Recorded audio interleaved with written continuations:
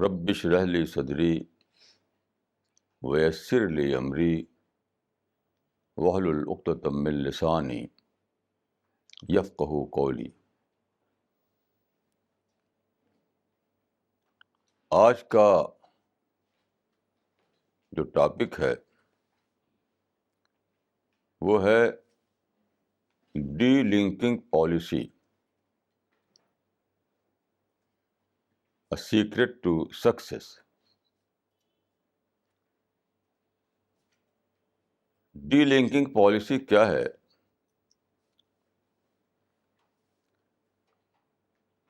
D linking policy basically means to adopt practical formula when ideal formula is not applicable. اسی کو میں نے D linking policy کہا ہے۔ کئی بار ایسا ہوتا ہے کہ ہم آئیڈیل سلوشن چاہنے لگتے ہیں اور اس میں اپنا سارا انرجی لگا دیتے ہیں، اور پھر آئیڈیل سلوشن ملتا نہیں۔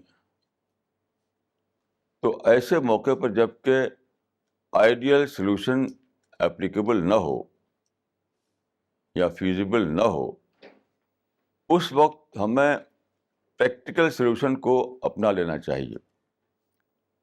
اسی کا نام ہے ڈی لنکنگ پالیسی۔ اس کو السٹریٹ کرنے کے لیے میں آپ کو ایک ایگزامپل دوں گا۔ وہ ایگزامپل ہے پاکستان اور کشمیر کا، کیونکہ ایک ایسا ہوا اس لیے وہ مجھے بہت کلیئر معلوم ہوتا ہے۔ آپ جانتے ہیں کہ پاکستان کشمیر کے لیے 1948 سے لڑ رہا ہے، اور ابھی تک اس کو 1% بھی کوئی گین نہیں ہوا۔ لاس تو بہت ہوا، لاس تو بہت زیادہ ہوا۔ ساری اپرچونیٹیز ان اویلڈ ہو کر رہ گئی۔ بہت سی اپرچونیٹیز تھیں پاکستان کے پاس، وہ سب ایسی پڑی رہ گئی، کیونکہ وہ سمجھتے تھے کہ جب تک کشمیر ہمیں نہیں ملتا تب تک ہم آگے کا کام نہیں کر سکتے۔ تو میں نے اس سلسلے میں بہت کچھ لکھا ہے۔ ہندوستان ٹائمس میں میرا ایک آرٹیکل آیا تھا، ایکسیپٹنس آف ریالٹی۔ کئی برس پہلے کی بات ہے، ایکسیپٹنس آف ریالٹی، یہ چھپا تھا ہندوستان ٹائمس میں، کہ جو ریئلٹی ہے اس کو مان لو۔ یہ بات میں نے اس وقت کہی تھی جب کہ خالصہ موومنٹ چلی تھی پنجاب میں، اور کشمیر موومنٹ چلی تھی پاکستان میں۔ دونوں کو لے کر میں نے کہا تھا ایسا، اور اس کو میں نے ٹی وی میں کہا، آرٹیکل چھاپے، ہندوستان ٹائمس کا یہ آرٹیکل چھاپا، تو خالصہ موومنٹ والوں نے تو مان لیا اس کو، لیکن کشمیر میں بہت دیر لگائی انہوں نے ماننے میں۔ تو بہرحال میں نے ایک خط لکھا تھا جنرل پرویز مشرف کو کافی پہلے،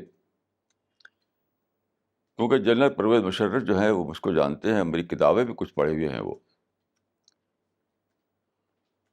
تو میں نے ان کو ایک لیٹر لکھا تھا، وہ لیٹر چھپا ہوا ہے ہماری ایک کتاب میں۔ اس لیٹر میں میں نے جنرل مشرف سے کہا تھا کہ کشمیر کی وجہ سے آپ کا سارا پلان جو ہے جیپرڈائز ہو رہا ہے، کتنی اپرچونیٹیز جو ہیں وہ آپ اویل نہیں کر پا رہے ہیں، اور پاکستان جو ہے وہ سنگاپور سے پیچھے ہو گیا ہے۔ تو میں نے کہا اس خط میں کہ آپ کے لیے دو میں سے ایک کا آپشن ہے، یا تو وہ کیجیے جو میں نے کہا تھا اس سے ہندوستان ٹائمس میں اس سے پہلے، کہ اسٹیٹس کو ایکسیپٹ کر لیجیے. اسٹیٹس کو آپ چینج کرنا چاہتے ہیں, آپ چینج نہیں کر سکے. اب یہ مان لیجیے, جو بہت ہی ویل نون سیئنگ ہے کہ politics is the art of the possible. یہ مان لیجیے کہ یہ ہم نے جو کوشش کی وہ پاسبل نہیں تھی, تو آپ اسٹیٹس کو مان لیجیے اور پھر آپ آگے بڑھیے. دوسرا, میں نے سیکنڈری درجے میں, پہلا تو میں نے کہا تھا کہ یہی ہے, سیکنڈری درجے میں یہ ہے کہ آپ ڈی لنکنگ پالیسی اپنائیں. ڈی لنکنگ پالیسی کیا ہے؟ وہ یہ ہے کہ کشمیر ایشو کو آپ نیگوسیشن ٹیبل پر رکھ دیں, اور جو دوسرے جو چیزیں ہیں جیسے کہ ٹورزم ہے, ایجوکیشن ہے, آنا جانا ہے, بزنس ہے, انڈسٹری ہے, وہ سب راستے آپ کھول دیجیے انڈیا اور پاکستان کے بیچ میں. یہ ڈی لنکنگ پالیسی, یعنی کشمیر ایشو کو آپ ڈی لنک کر دیجیے دوسری اپرچونیٹیز سے. جس طرح سے آج کل کے زمانے میں آپ جانتے ہیں کہ گلوبلائزیشن ہو رہا ہے, سارے لوگ بزنس کے انٹرسٹ کو نمبر 1 امپورٹنس دینے لگے ہیں, اور سب لوگ کھول رہے ہیں راستے ہر جگہ. آپ نے راستہ بند کر رکھا ہے, جبکہ انڈیا سے آپ کا سب سے زیادہ فائدہ جڑا ہوا ہے in term of business, in term of tourism, in term of education, in term of industry. آپ کا بہت زیادہ جڑا ہوا ہے انڈیا سے انٹرسٹ. یہ سب بند پڑا. تو میں نے کہا کہ دوسرا یہ ہے کہ آپ ڈی لنکنگ پالیسی لیں, یعنی کشمیر ایشو کو الگ کر دیجیے, اس کو نیگوسیشن ٹیبل پر رکھ دیجیے, اور سب راستے کھول دیجیے انڈیا اور پاکستان کے بیچ میں, اور بلین ڈالر کا جو رکا ہوا ہے بزنس وہ ہونے لگے گا سب.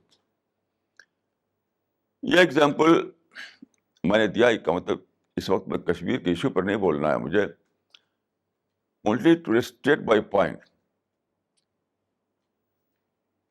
I gave this example only to illustrate my point, what I mean by de-linking policy. تو اس سے یہ بات بہت کلیئر ہو جاتی ہے کہ میں جب بولتا ہوں ڈی لنکنگ پالیسی تو اس سے کیا مراد ہوتی ہے. اب آپ آگے بڑھیے. میرا ماننا یہ ہے کہ ڈی لنکنگ پالیسی ایک لا آف نیچر ہے, یہ یونیورسل لا ہے,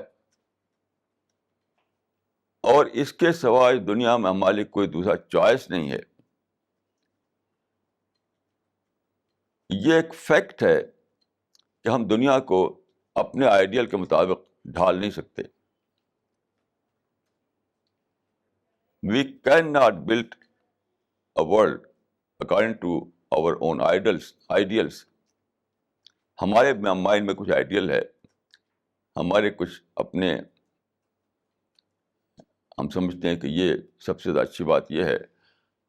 ہم دنیا کو ویسا ڈھال نہیں سکتے, کوئی نہیں ڈھال سکا, سپر پاور بھی نہیں ڈھال سکا, سپر پاور بھی نہیں ڈھال سکا.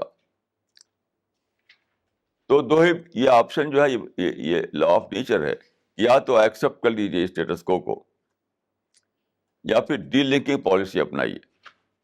بس میں یہاں یہ کہوں گا کہ یہ کوئی حکومتوں کی بات نہیں ہے, یہ انڈیویجول کی بات ہے, یہ فیملی کی بات ہے, سوسائٹی کی بات ہے, نیشن کی بات ہے, انٹرنیشنل ریلیشنس کی بات ہے.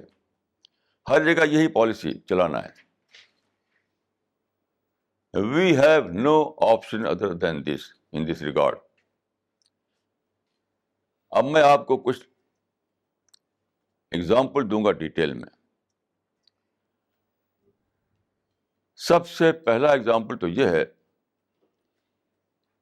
کہ یہ بات کریٹر کی نظر میں اتنی امپورٹنس تھی, خود خدا کی نظر میں, سب سے پہلا ایگزامپل سیٹ کیا خود خدا نے.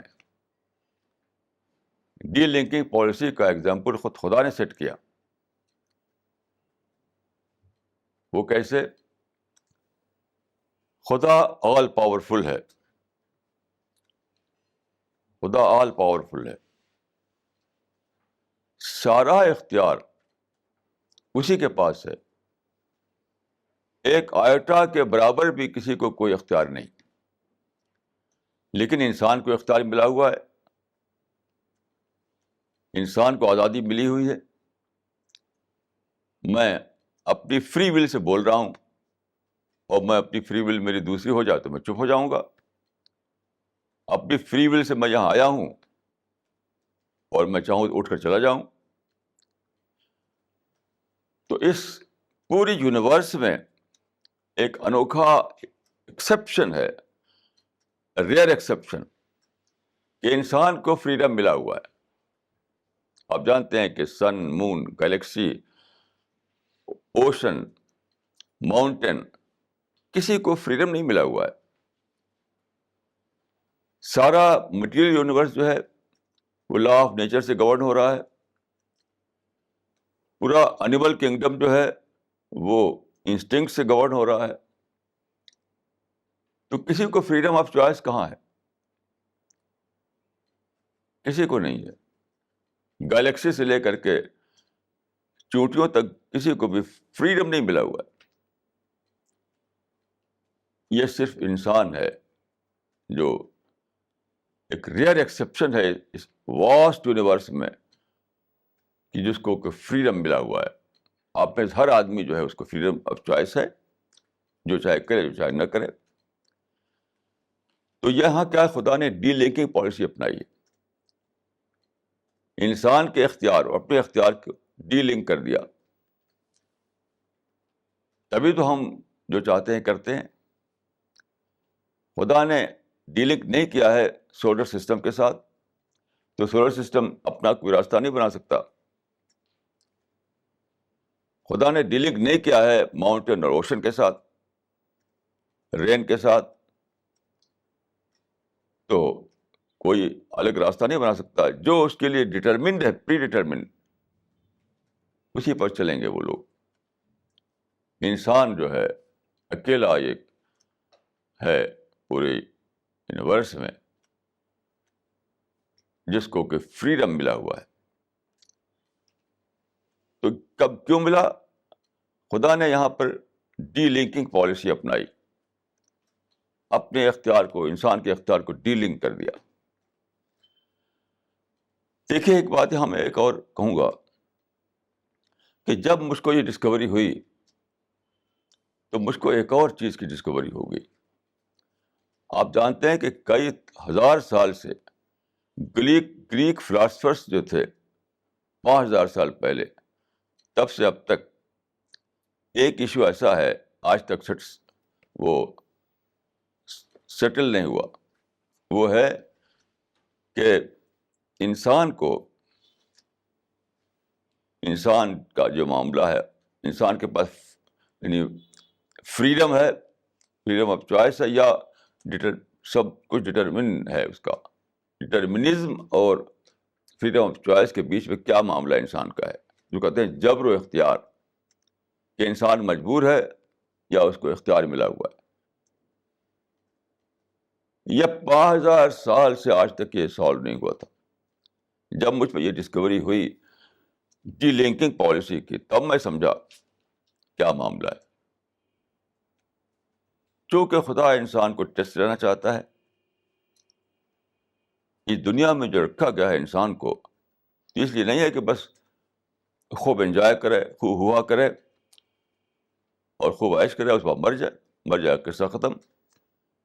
ایٹ، ڈرنک اینڈ بی میری، یہ تو کوئی فارمولہ نہیں ہے. خدا نے رکھا انسان کو ٹیسٹ کے لیے. اسی ٹیسٹ پر ڈے آف ججمنٹ میں اس کا ڈیسیژن لیا جائے گا خدا کی طرف سے، کس کے لیے کیا ہو، کس کے لیے کیا ہو. تو دیکھیے ٹیسٹ جو ہے چاہتا ہے فریڈم. نو فریڈم نو ٹیسٹ.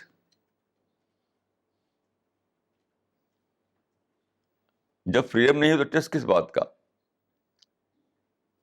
آپ جانتے ہیں کہ گلیکسی اور سولر سسٹم اور planet earth, mountain, ocean, animal world, plant kingdom, کہیں بھی ٹیسٹ نہیں ہے کسی کا. تو انسان کا ٹیسٹ ہے، اس لیے فریڈم دیا گیا ہے. اور ٹیسٹ کس بات کا؟ کہ فریڈم کو وہ مس یوز کرتا ہے یا کہ پراپر یوز کرتا ہے، بس اسی کا ٹیسٹ ہے.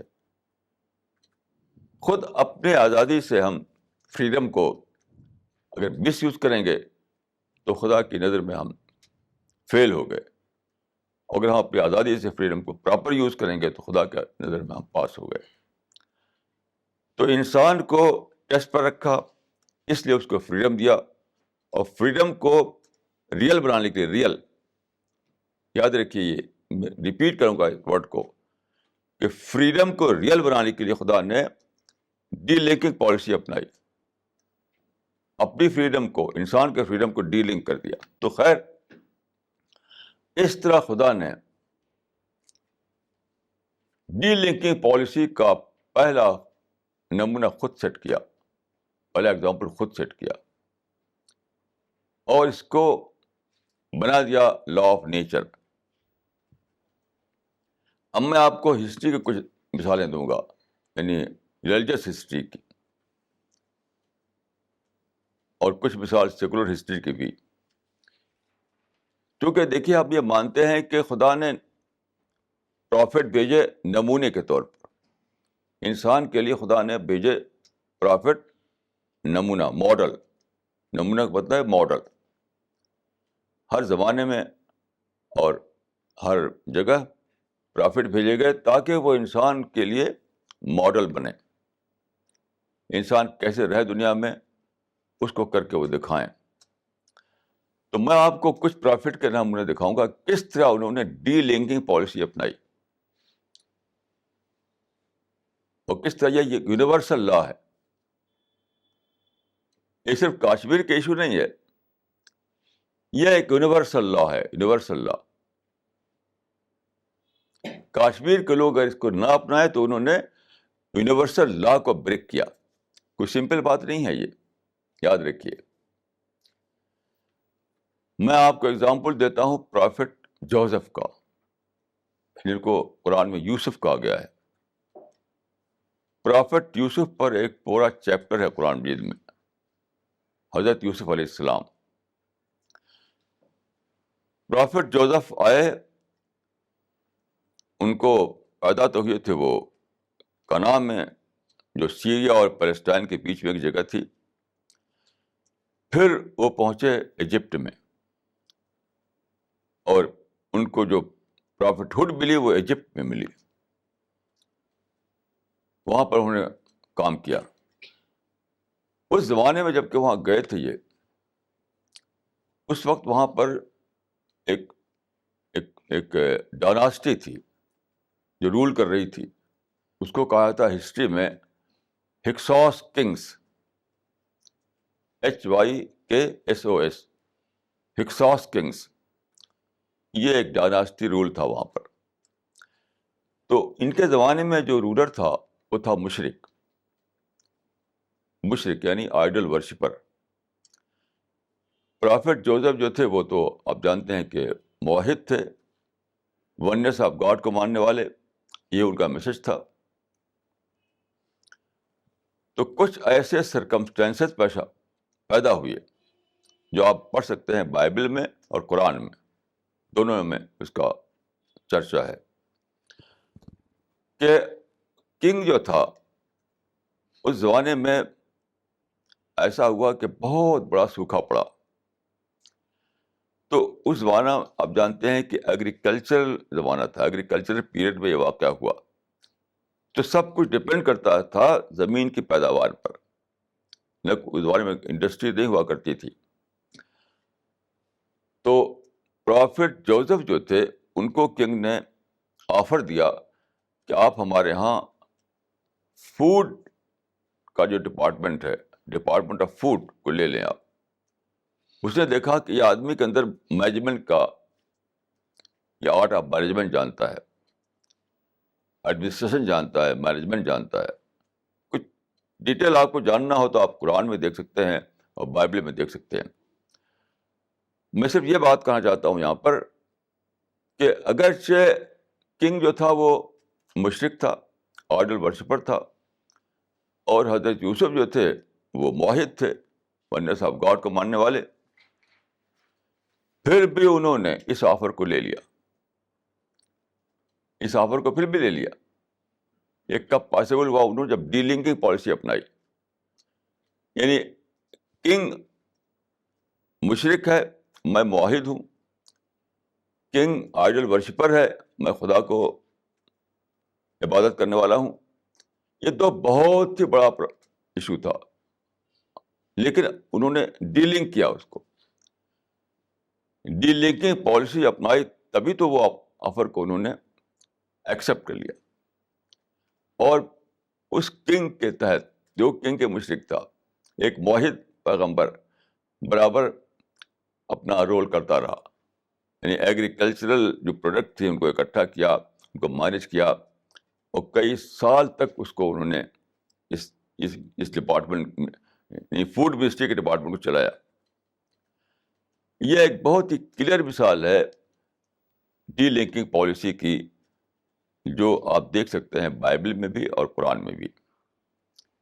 تو پرافٹ کا ہمارا ماننا یہ ہوتا ہے کہ اگر کوئی پرافٹ ایک کام کرے تو اس کا کرنا جو ہمارے لیے ماڈل بن جاتا ہے. ماڈل کہ وہ جو کیا اس نے خدا کے نقشے کے مطابق تھا, وہ صحیح تھا, تو صحیح ماڈل تھا وہ. تو جب پرافٹ جوزف نے ایسا کیا کہ انہوں نے ڈی لنکنگ پالیسی اپنائی, شرک اور توحید جیسے بڑے ایشو میں بھی, تو کیا تھا, وہی تھا وہ کہ آئیڈیل کے مقابلے پریکٹیکل کو انہوں نے اپنایا.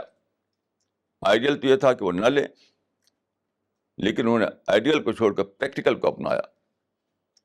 یہ ایک مثال ہے ہسٹری میں کہ کس طرح سے ڈی لنکنگ پالیسی ایک پرافٹ نے اپنائی. اب آگے بڑھیے آپ. میں دوسری مثال آپ کو دیتا ہوں حضرت مسیح علیہ السلام کی, جیسس کرائسٹ کی. وہ پیلسٹائن میں آئے. جس زمانے میں حضرت مسیح آئے پیلسٹائن میں, یعنی 2000 سال پہلے کی بات ہے یہ, وہاں پر رومنس جو تھے وہ رول کر رہے تھے. رومن امپائر کا گورنر وہاں تھا پیلسٹائن میں, وہ رول کر رہا تھا. یعنی وہ مشرک تھے وہ لوگ. حضرت مسیح جو تھے وہ موحد تھے, ایک خدا کے ماننے والے, اور وہ جو رولر تھا وہ مشرک تھا. تو وہاں پر آپ نے جو میسج اپنا پھیلانا شروع کیا, یعنی توحید کی جو دعوت شروع کی آپ نے, ونس آف گاڈ کی, تو کچھ لوگوں نے آپ سے پوچھا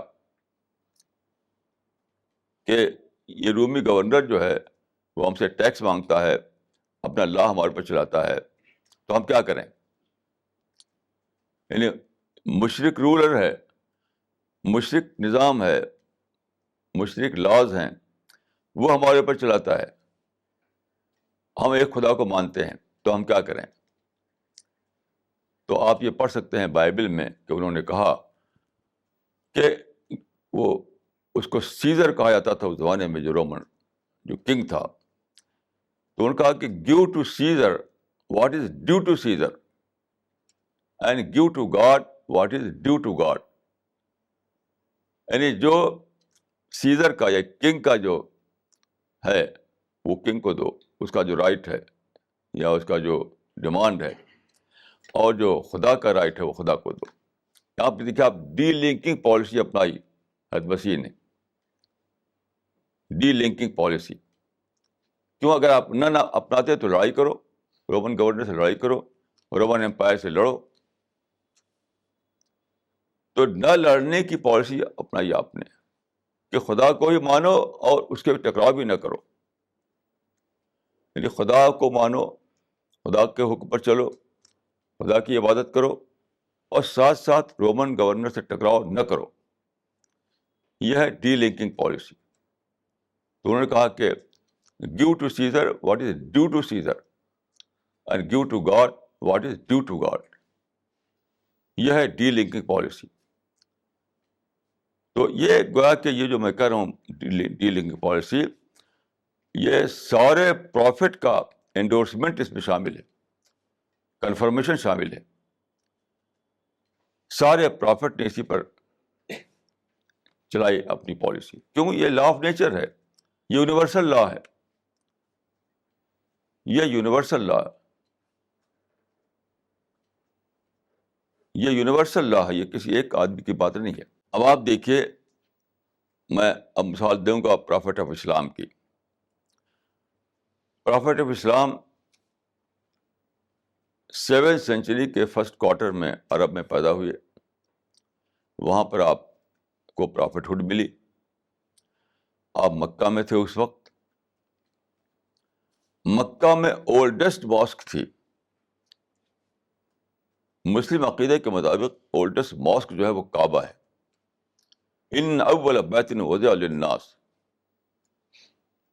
ان اول بیت وضع للناس, پہلی مسجد جو بنائی گئی وہ ہے کعبہ. تو کعبہ وہاں تھا جو بہت ہی ہولی پلیس تھا, اور پہلی ماسک تھی, اور پرافٹ ابراہم کا وہ یادگار تھی, انہیں نے بنائی تھی یہ مسجد. لیکن جنریشن آف جنریشن وہاں پر بدلاؤ آیا. تو بعد کے زمانے میں جو لوگ اس کے وہ بنے, یعنی متولی بنے, جن کے قبضے میں آ گئی وہ کعبہ کی مسجد, اس میں انہوں نے بت رکھنا شروع کر دیا. پھر ایک رکھا, پھر 2 رکھا, پھر 3 رکھا, یہاں تک کہ 360 بت رکھ دیے گئے. 360. یہ دراصل کیا تھا, عرب میں جو ٹرائبس تھے, ہر ٹرائب کا الگ الگ بت ہوا کرتا تھا. تو انہوں نے کیا کیا, ہر ٹرائب کا بت یہاں لا کے رکھ دیا, ہر ٹرائب کا بت. اب اس کا نتیجہ کیا ہوا کہ سارے عرب کے ٹرائب, یعنی پورے کنٹری کے ٹرائبس جو ہے وہ آتے رہتے تھے یہاں پر. اس سے کیا ہوا, ایک ٹورسٹ انڈسٹری بن گئی. مکہ میں آپ جانتے ہیں کہ نہ ایگریکلچر تھا, نہ ہارٹیکلچر تھا, نہ کوئی خاص بزنس تھا.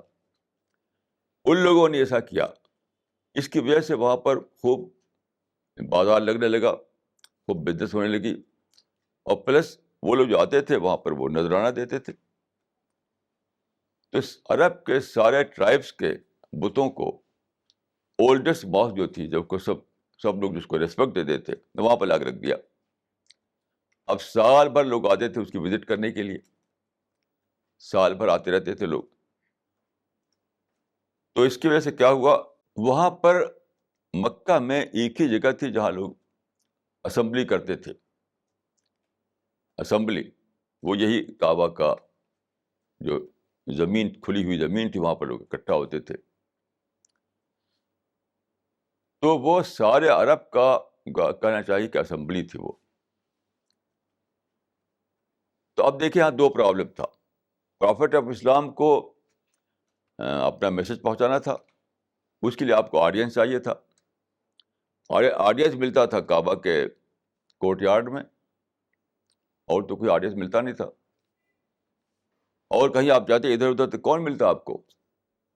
یہاں تو کعبہ جو ہزاروں سال سے چلا آ رہا تھا, اور وہاں سارے بت رکھے ہوئے تھے ان کے, اس وجہ سے لوگ آتے تھے, آفرنگ پیش کرتے تھے, وہاں پر اپنا عبادتیں کرتے تھے.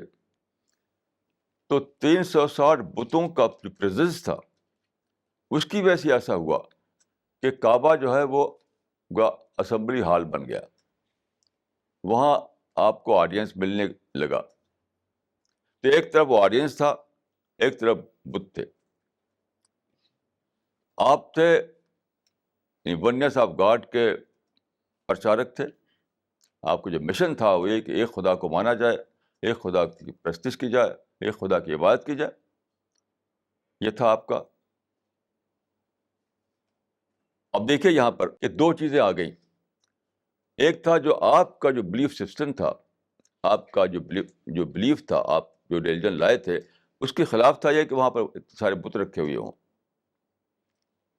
لیکن دوسرا پہلو کیا تھا کہ اتنا اچھا آڈینس مل رہا تھا, سارے دیش کے لوگ وہاں آتے تھے, فری میں ملتا تھا. لاکھوں روپے خرچ کرتے تب بھی اتنا اچھا آڈینس اکٹھا نہیں ہو سکتا تھا. ہم لوگ کوئی جلسہ کرتے ہیں تو کتنا خرچ کرنا پڑتا ہے. کیا آپ ایسا جلسہ کریں جس میں کہ لوگ 1,00,000 آدمی آئیں تو کتنا خرچہ کرنا پڑے گا. وہاں فری میں ایک آڈینس آپ کو مل رہا تھا. اب آپ نے دیکھیے یہاں پر وہی ڈی لنکنگ پالیسی اپنائی. Delinking policy. آپ 13 سال تک مکہ میں تھے, کبھی بھی آپ نے بتوں کو ٹچ نہیں کیا, کچھ نہیں.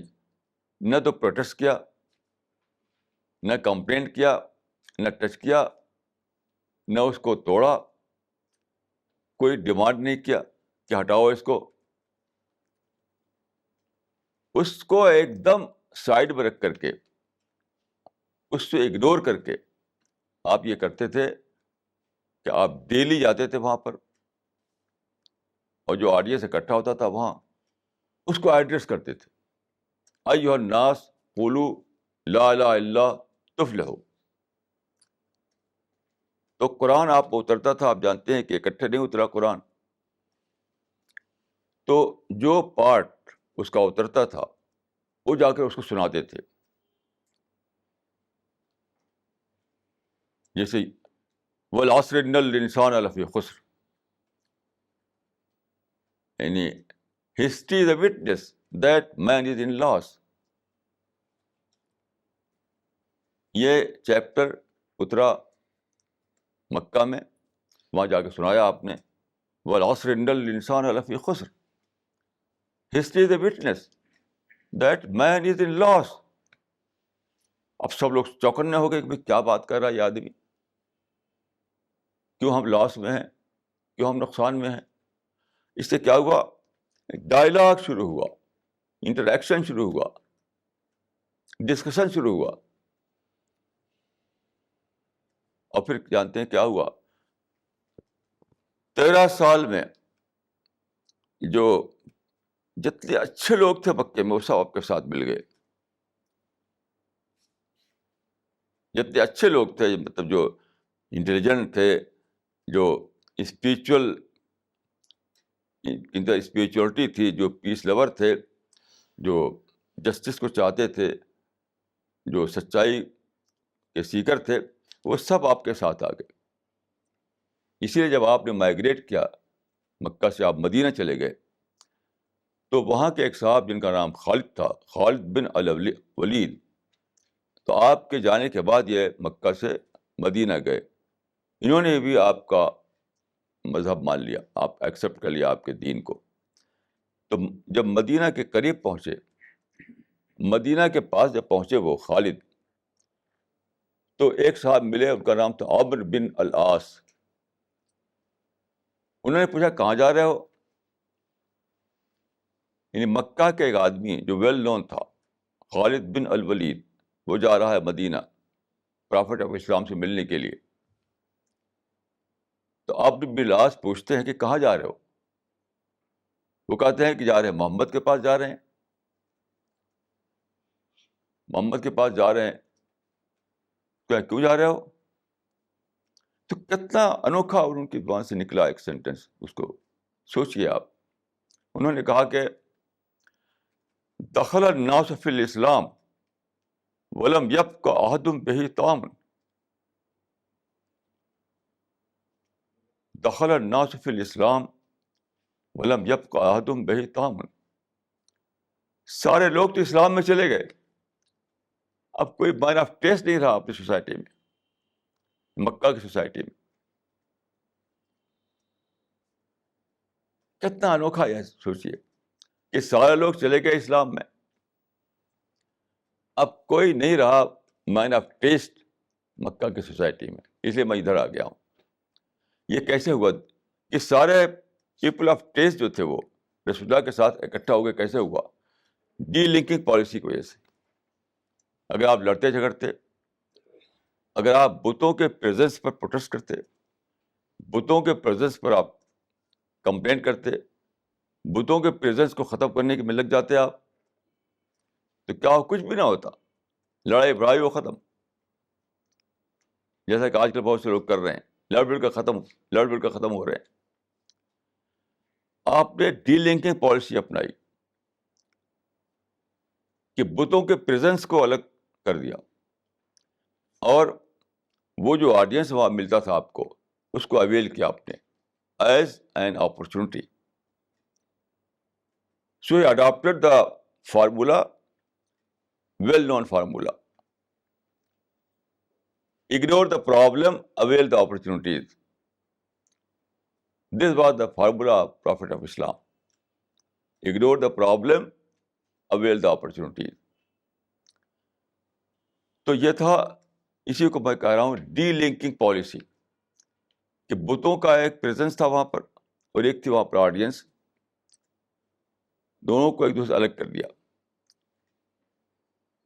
تبھی آپ اویل کر پائے اس اپرچونٹی کو، اور وہ نوبت آئی کہ سارے لوگ جو ہیں وہ رسول اللہ کے ساتھی بن گئے. اچھے لوگ جو تھے، دخل الناس فی الاسلام ولم یبق احد بہ طعام. جتنے پیپل آف ٹیسٹ تھے وہ سب چلے گئے رسول اللہ کے ساتھ. یہ تھا miracle. This was the miracle of D linking policy. D linking policy آپ جو ہے انڈیویجول کے لیے، فیملی کے لیے، سوسائٹی کے لیے، نیشن کے لیے، انٹرنیشنل ورلڈ میں ہر جگہ یہی اپلیکیبل ہے. کوئی دوسری چیز اپلیکیبل ہی نہیں ہے، اپلیکیبل ہی نہیں ہے. تو جیسے آپ دیکھیے، میں ایک ایگزامپل دیتا ہوں یہاں پر. سعودی عرب میں تیل ہے، اور ساتھ ساتھ یہ ہے کہ وہاں ڈکٹیٹرشپ ہے، ڈیموکریسی نہیں ہے. امریکہ جو ہے کنگشپ کو پسند نہیں کرتا، یعنی سعودی عرب میں کنگشپ ہے جس کو امریکہ غلط سمجھتا ہے. ساتھ ساتھ وہاں پیٹرول ہے. آپ جانتے ہیں کہ اس وقت دنیا میں سب سے زیادہ جہاں پیٹرول ہے وہ سعودی عرب ہے، سعودی عربیہ. تو ایک طرف وہاں پر پیٹرول ہے جس کو امریکہ چاہتا ہے، دوسری طرف وہاں کنگشپ ہے جس کو امریکہ نہیں چاہتا. تو امریکہ نے دیکھا وہاں ڈیل لنکنگ پالیسی اپنائی. ڈیل لنکنگ پالیسی یعنی سعودی کنگ سے نہیں ٹکراتا وہ، اور تیل کو خوب لے رہا ہے، تیل کو خوب لے رہا ہے. ساری دنیا جانتی ہے کہ امریکہ جو ہے وہ ڈیموکریسی چاہتا ہے، کنگشپ کے خلاف ہے. لیکن ساتھ ساتھ ایک سعودی عرب میں سب سے زیادہ تیل ہے، تو سارا آرام کو اس کے USA کے قبضے میں ہے. تو سعودی عرب میں امریکہ نے، USA نے وہی سیم ڈی لنکنگ پالیسی اپنائی ہے، اس لیے وہ خوب کامیاب ہے، وہ خوب کامیاب ہے. اب دیکھیے کہ ایک پرافٹ آف اسلام کا یہ نمونہ میں نے بتایا آپ کو. اب اور آگے بڑھیے آپ.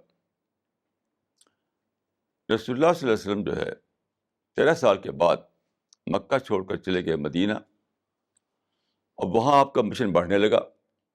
مدینہ اسٹرانگ ہولڈ بن گیا اسلام کا، اور وہاں پہ ایک سٹی اسٹیٹ بھی بن گیا.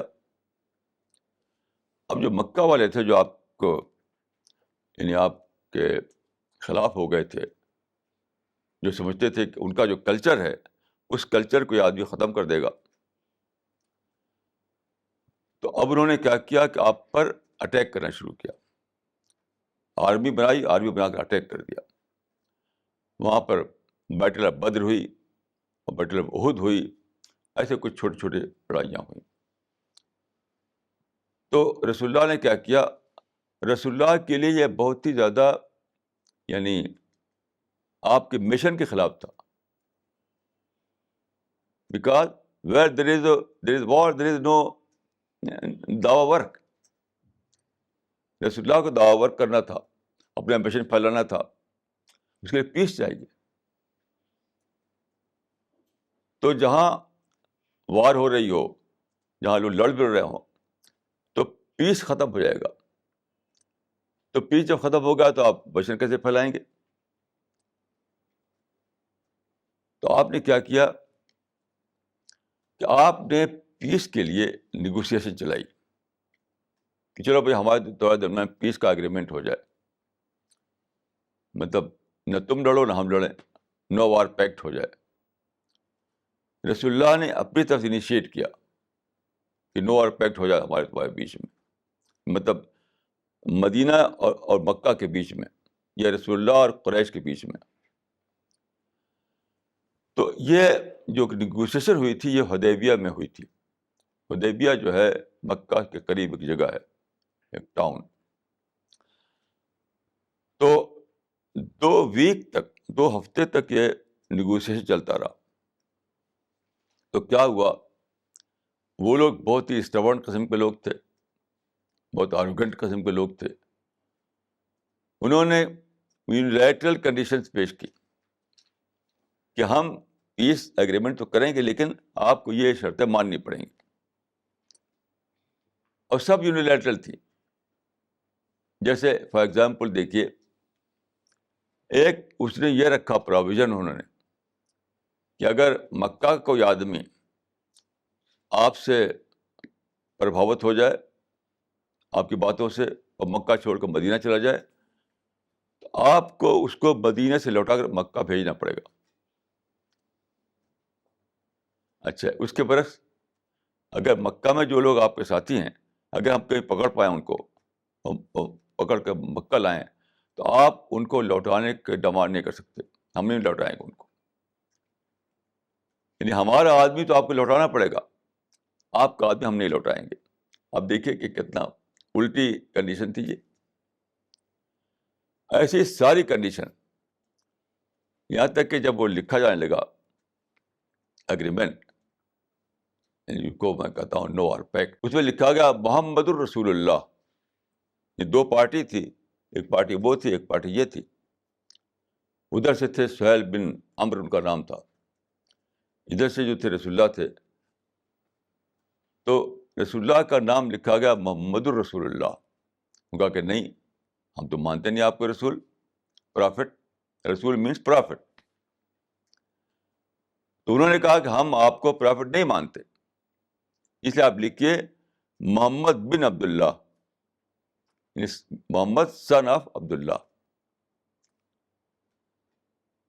تو آپ نے اس کو بھی بٹا دیا. ذرا سوچئے, آپ کی جو اصل جو یہی تو تھا, آپ کی سب کچھ یہی آپ کا تھا کہ آپ کہہ رہے تھے کہ میں خدا کا پرافٹ ہوں. یہ تو تھی آپ کی حیثیت, یہ نہیں تو کچھ بھی نہیں. بھئی یہ نہیں تو کچھ بھی نہیں, پھر تو آپ ایک کامن مین ہیں. لیکن اس کو بھی آپ نے مٹا دیا, یعنی پیپر پر مٹا دیا. یہ سب کر کے آپ نے ایک ایگریمنٹ کروایا ان سے, جو تھا نو وار پیکٹ ایگریمنٹ, یا پیس ٹریٹی آپ کہہ سکتے ہیں اس کو. کہ اس میں لکھا تھا کہ 10 سال تک ہمارے اور ان کے بیچ میں کوئی ڈائریکٹ یا انڈائریکٹ لڑائی نہیں ہوگی. انڈائریکٹ مطلب ہے پراکسی وار. تو نہ ڈائریکٹ لڑائی ہوگی نہ انڈائریکٹ لڑائی ہوگی.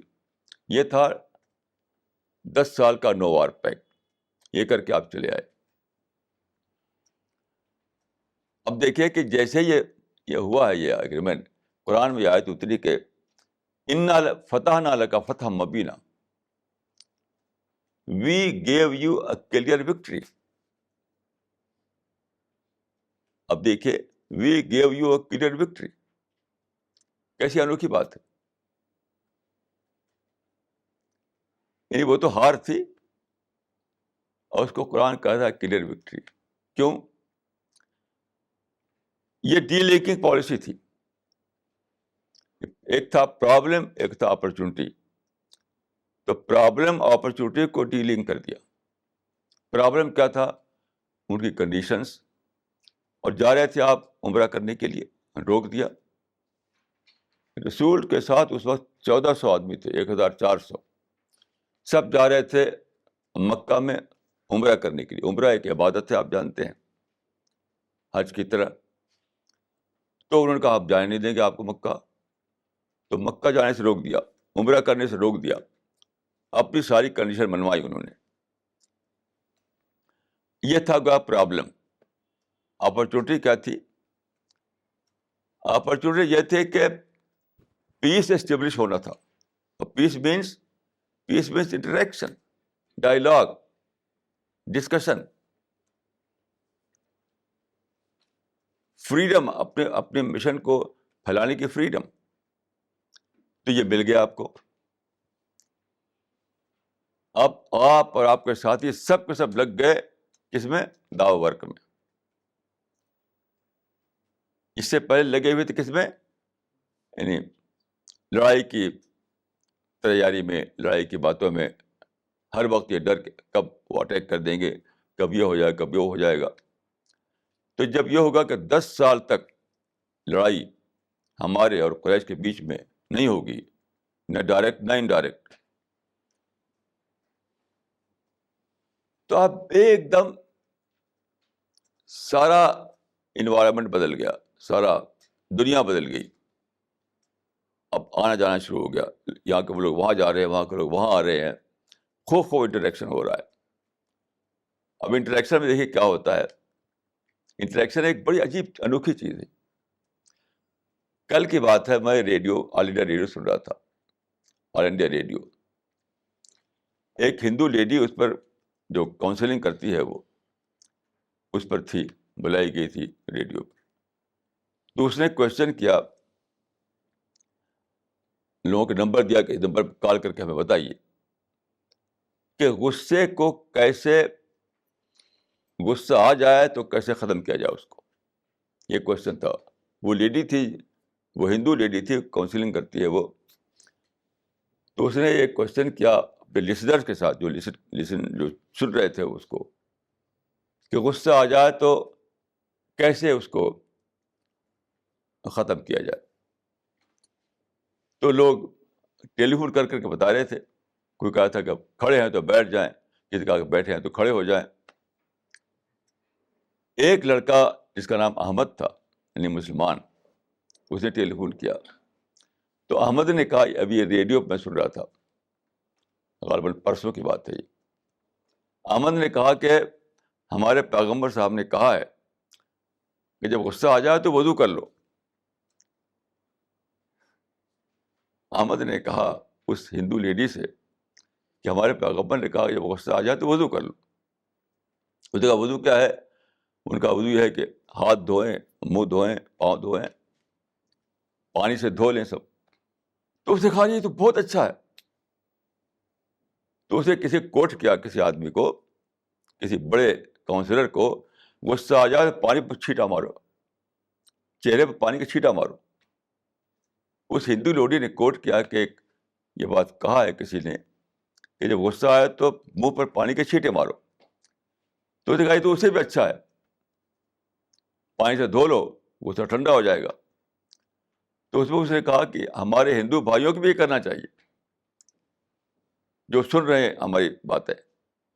اس نے کہا کہ یہ ہماری باتیں سارے انڈیا میں سن رہے ہیں لوگ، ہندو بھائی بھی سن رہے ہیں، تو یہ اتنا اچھا فارمولہ ہے کہ ہندو بھائیوں کو بھی اس کو کرنا چاہیے. تو میں نے سوچا کہ دیکھیے یہ انٹریکشن کا میریکل. جب انٹریکشن ہوتا ہے تو ڈائلاگ ہوتا ہے. جب ڈائلاگ ہوتا ہے تو میں نے اپنی بات کہی، آپ نے اپنی بات کہی. اس طرح دعوی ورک شروع ہو جاتا ہے.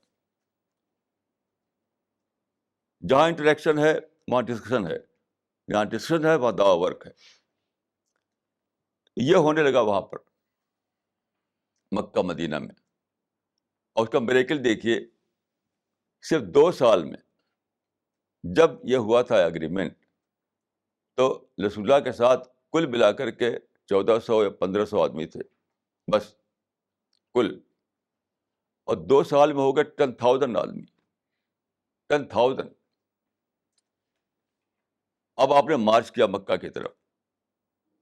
تو وہاں کے جو لیڈر تھے مکہ کے، انہوں نے بول دیا سب کو کہ دیکھو بھائی، آج ہمارے اندر محمد سے لڑنے کی طاقت نہیں ہے. 10,000 وہ لوگ آ رہے ہیں، ہم کیسے لڑیں گے ان کو؟ اور اس بعد سارا مکہ ان کے پاس آ گیا. یہ میریکل ڈی لنکنگ پالیسی کا، ڈی لنکنگ پالیسی کا.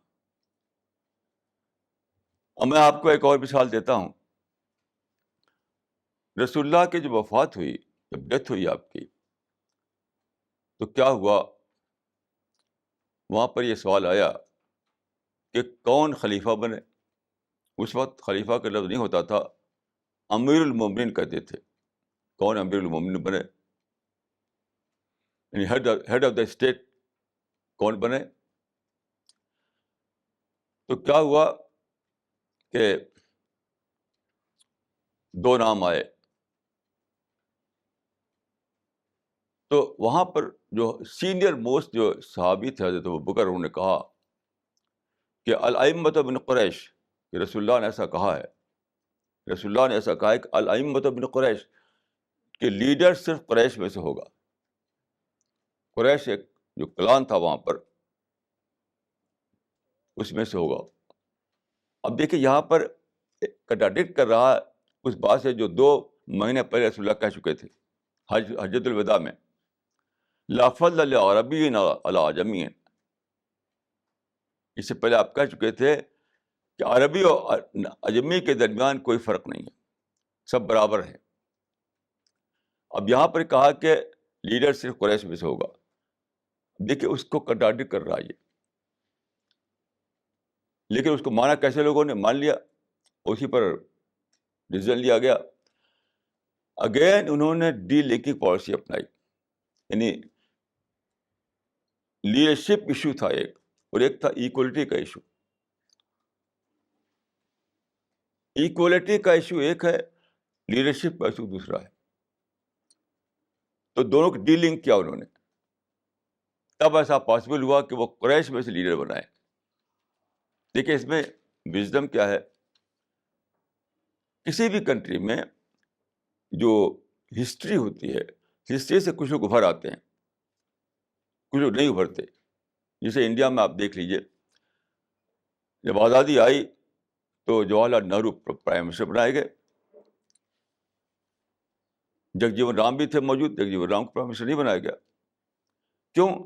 انڈیا میں دیکھیے جو برہمن لوگ ہیں انہیں کو لیڈرشپ ملی ہوئی ہے سینکڑوں سال سے، ہزاروں سال سے.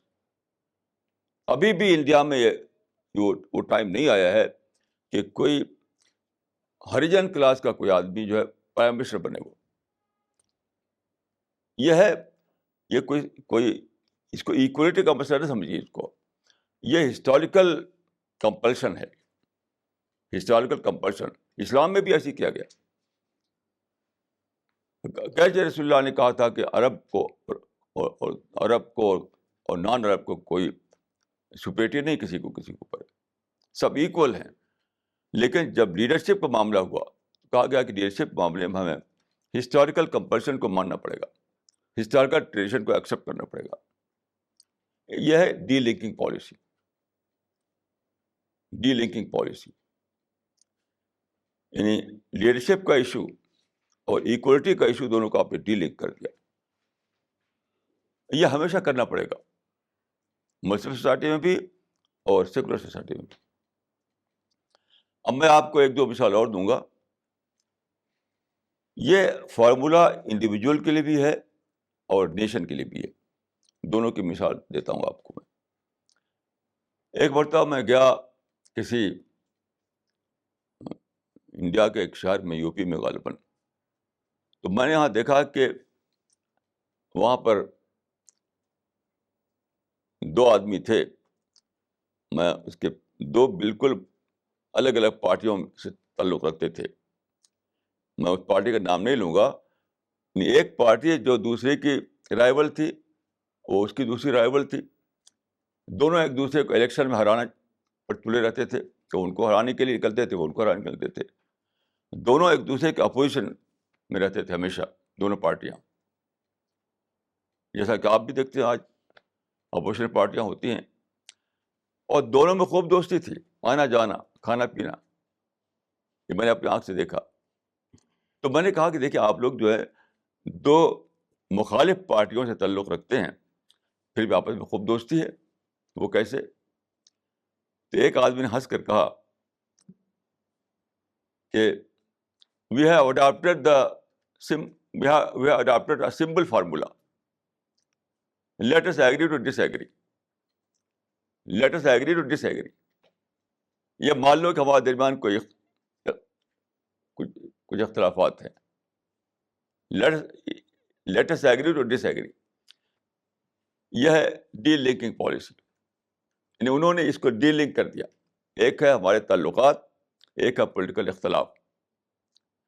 یعنی پولیٹیکل ڈفرینس ایک طرف تھا, ایک طرف آپس کا ملنا جلنا تھا, تو ڈی لنک کر دیا انہوں نے. ڈی لنک کر کے خوب آرام سے رہ رہے ہیں. یہی ڈی لنکنگ پالیسی اگر ہمارے یہ نوجوان کریں جو شادیاں کرتے ہیں پھر سپریشن ہوتا ہے, تو کبھی بھی سپریشن نہ ہو. مرد کا ایک ٹیسٹ ہوتا ہے, بیوی کا دوسرا ٹیسٹ, اب لڑتے ہیں دونوں آپس میں, ایک ایک ڈفرینس کو لے کے لڑتے رہتے ہیں. اگر وہ اسی سمپل فارمولا کو لیں, ڈی لنکنگ پالیسی, اور یہ مان لیں کہ بھی let us agree to disagree, بات ختم, بالکل بات ختم. تو انڈیویجول کے لیے اور فیملی لائف میں بھی یہی فارمولا چلے گا, ڈی لنکنگ کا فارمولا. دوسرا کوئی فارمولا اویلیبل نہیں ہے. آپ اگر چاہیں گے کہ ڈفرینس ختم ہو جائے, سب ایک ہی ٹیسٹ پر آ جائیں, سب کی سوچ ایک ہو جائے, تو ایسا کبھی بھی نہیں ہوگا, نہیں ہوگا, نہیں ہوگا. آپ کو پریکٹیکل وزڈم لینا پڑے گا, پریکٹیکل فارمولا لینا پڑے گا. اگر آپ آئیڈیالزم چلائیں گے تو کبھی چلنے والا نہیں ہے. ایسے دیکھیے اس کی جاپان کی مثال لیجیے آپ. جاپان جو ہے سیکنڈ ورلڈ وار میں امریکہ نے ان پر ایٹم بم گرایا, دو ایٹم بم, اور اس کے بعد اوکیناوا جو آئی لینڈ ہے اس پر اس کو قبضہ کر لیا.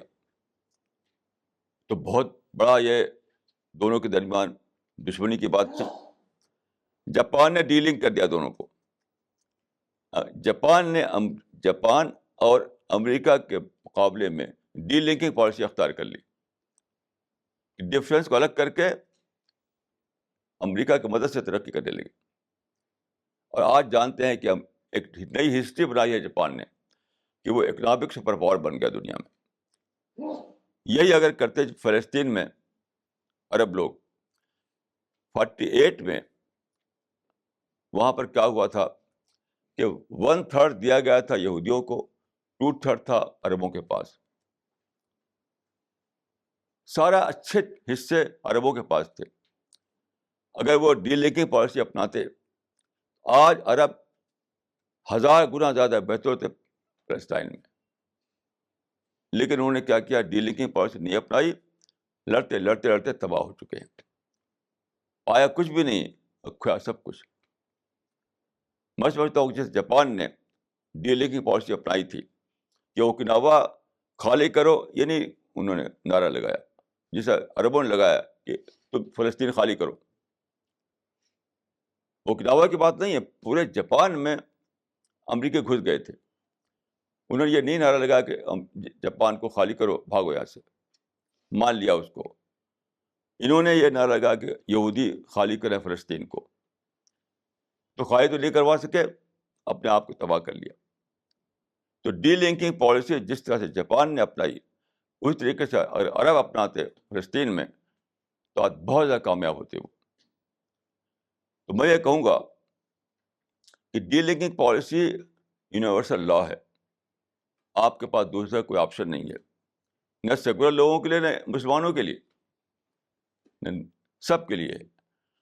تو اگر آپ کامیاب ہونا چاہتے ہیں تو ڈی لنکنگ پالیسی اپنائیے, اور کوئی بھی آدمی, کوئی بھی طاقت آپ کو سکسیس سے روک نہیں سکتی. اقول قولی ھذا واستغفر اللہ لی ولکم اجمعین.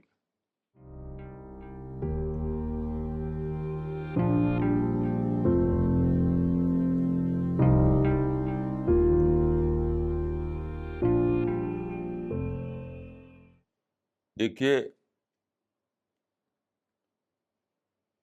اس سے پہلے میں نے بتائی تھی یہ بات کہ یہ جو معاملہ ہے اس میں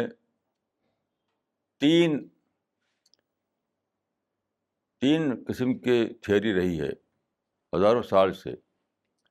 اس کو کہتے ہیں قدریہ، جبریہ اور وسطیہ.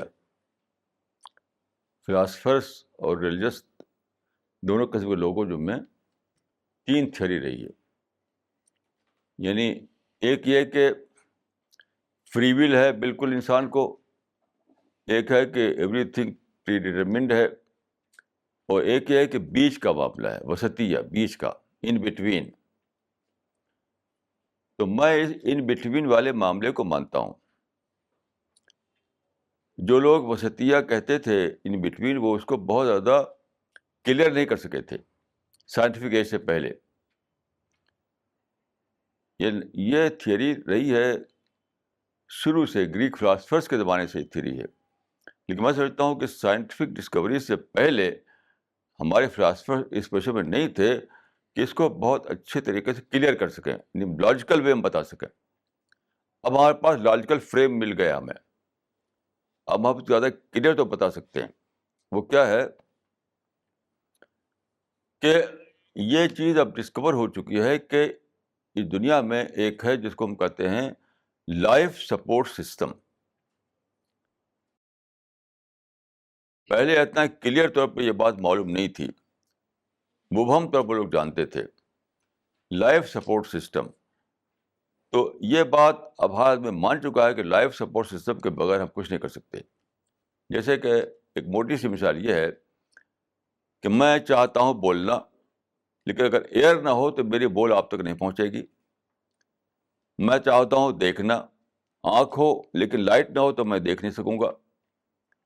میں چاہتا ہوں چلنا، میرے پاس پاؤں ہو لیکن گریوٹی نہ ہو تو میں چل نہیں سکتا. اس طرح کی بلین چیزیں ہیں. تو آپ جہاں پر چلتے ہیں تو سمجھتے ہیں کہ آپ لوگ بس چل رہے ہیں، بس اس کو آدمی یعنی سمجھتا ہے کہ فار گرانٹیڈ لے لیتا ہے.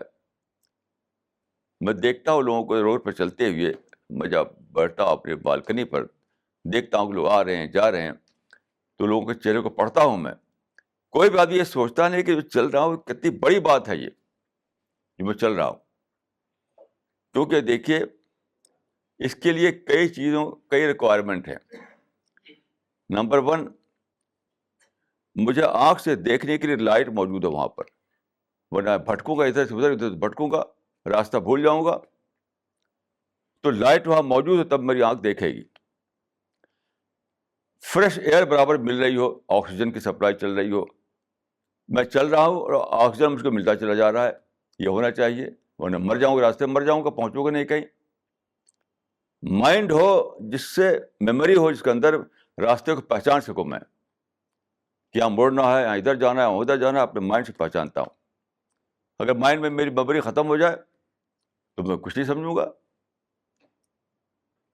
اس طریقے جب چلتا ہوں میں تو دیکھیے ایک ہے گریویٹیشنل پل، وہ مجھے زمین میں روکے ہوئے، سنبھالے ہوئے. اسی کے ساتھ 500 میل دور تک ہوا ہے ہمارے اوپر، اس کا دباؤ ہمارے پر پڑتا ہے. کیونکہ چاروں طرف سے پڑ رہا دباؤ، اس وجہ سے اس کو بوجھ محسوس نہیں کرتے ہم. اگر سر پر پڑے، خالی سر پر، تو ہم دب کے مر جائیں. سارا بوجھ جو ہے ہوا کا اگر سر پر پڑ جائے نا تو ہم دب کے مر جائیں گے. لیکن پڑتا ہے چاروں طرف سے، تو اس وجہ سے سب بیلنس ہوتا رہتا ہے. اتنے سارا سپورٹ سسٹم ہے تب ہم زمین پہ چلتے ہیں، بولتے ہیں، رہتے ہیں، کام کرتے ہیں. اس کو میں کہوں گا، ایک نیا لفظ میں استعمال کرنا چاہوں گا، انفراسٹرکچر، ڈیوائن انفراسٹرکچر. ایک ہے میری فری ول، ایک ہے ڈیوائن انفراسٹرکچر. تو میں اپنی ارادے سے چلوں گا کسی راستے پر، یہاں پر پوری طرح سے میں آزاد ہوں کہ میں چاہوں تو چلوں، چاہوں تو نہ چلوں. لیکن ڈیوائن انفراسٹرکچر جو ہے اگر وہ ساتھ نہ دے تو میں چل نہیں سکتا ہوں. تو ایک ہے میری فری ول، ایک ہے ڈیوائن انفراسٹرکچر. یہی ہے وسطیہ. یعنی 50% میرا کام ہے, 50% خدا کا کام ہے. اسی کو میں صحیح مانتا ہوں. جبریہ بھی غلط, قدریہ بھی غلط. صحیح ہے وسطیہ ہے. یعنی 50% میرا فری ول کام کرتا ہے, اور 50% جو ہے وہ خدا کا ڈیوائن انفراسٹرکچر کام کرتا ہے. یہ ہے اس کا جواب. یہ سوال گریش جوال کا ہے. نیترتو کا وشے ایک ورگ وشیش سے کیوں جڑا ہے؟ بھارت میں غلام ونش کا شاسن رہا ہے. چندرگپت موریہ, شیواجی, ٹیپو سلطان آدی یودھیا سامانیہ جاتی کے ونش سے تھے. کیا بھوشیہ میں سمانتا سمبھو ہے؟ یہ جو ہے, دیکھیے میں نے کہہ دیا تھا کہ یہ پریکٹیکل وزڈم کی بات ہے, آئیڈیلزم کی بات نہیں ہے. آئیڈیلزم کی بات نہیں ہے. آپ لیڈرشپ کو اگر ایکولیٹی کے ریفرنس میں دیکھیں گے تو چلے گا نہیں, وہ کام ہی نہیں بنے گا, کام نہیں بننے والا ہے. لوگ ریوولٹ کر دیں گے. اگر انڈیا میں سپوز جب انڈیا آزاد ہوا تو پرائم منسٹر بنا دیتے آپ ڈاکٹر امبیڈکر کو, تو چل نہیں پاتا تھا انڈیا. ہمیں ایک برہمن پرائم منسٹر چاہیے تھا. تو یہ بات انڈیا کی نہیں ہے, ہر جگہ کی ہے. اسلام میں بھی یہی ہے. تو میں نے آپ سے کہا تھا کہ ایک ہے آئیڈیلزم, ایک ہے یعنی پریکٹیکل. تو میں یہ مانتا ہوں کہ اپنا معاملہ اگر ہو اپنا, تو میں آئیڈیل بن سکتا ہوں. اس میں مجھے کمپرومائز کی ضرورت نہیں ہے اپنے معاملے میں. لیکن جب بات آ جائے سماج کی, دوسروں کی, تو میں اپنا آئیڈیل نہیں چلا سکتا. دیکھنا پڑے گا کہ سماج کی سوچ کیا ہے, سماج کے اندر کنڈیشن کیا ہے. میں سمجھتا ہوں کہ ہمیشہ ایسا کرنا پڑے گا کہ آپ کو یہ دیکھنا پڑے گا لیڈرشپ کے لیے کہ سماج میں کتنا ایکسیپٹنس ہے, اس کو دیکھنا پڑے گا, تاکہ ریوولٹ نہ ہو جائے. لوگ جو ہیں وہ اوور تھرو نہ کر دیں اس اقتدار کو, اس لیڈرشپ کو. تو میں سمجھتا ہوں کہ ہمیں انڈیویجول لائف میں بھی, فیملی لائف میں بھی یہ کرنا ہی کرنا ہے اس کو, کہ آئیڈیلزم کو اور پریکٹیکل جو تقاضے ہیں اس کو ہم ڈیلنگ کریں. اپنے اوپر تو چلائیں آئیڈیلزم, لیکن سماج کا جب معاملہ ہو تو ہم پریکٹیکل بن جائیں. اس کے ساتھ کوئی آپشن نہیں دوسرا, اور نہ کبھی آپشن رہے گا. ہمیشہ یہی کرنا پڑے گا ہم کو. This question is from Shakil. What is correct way to study Quran?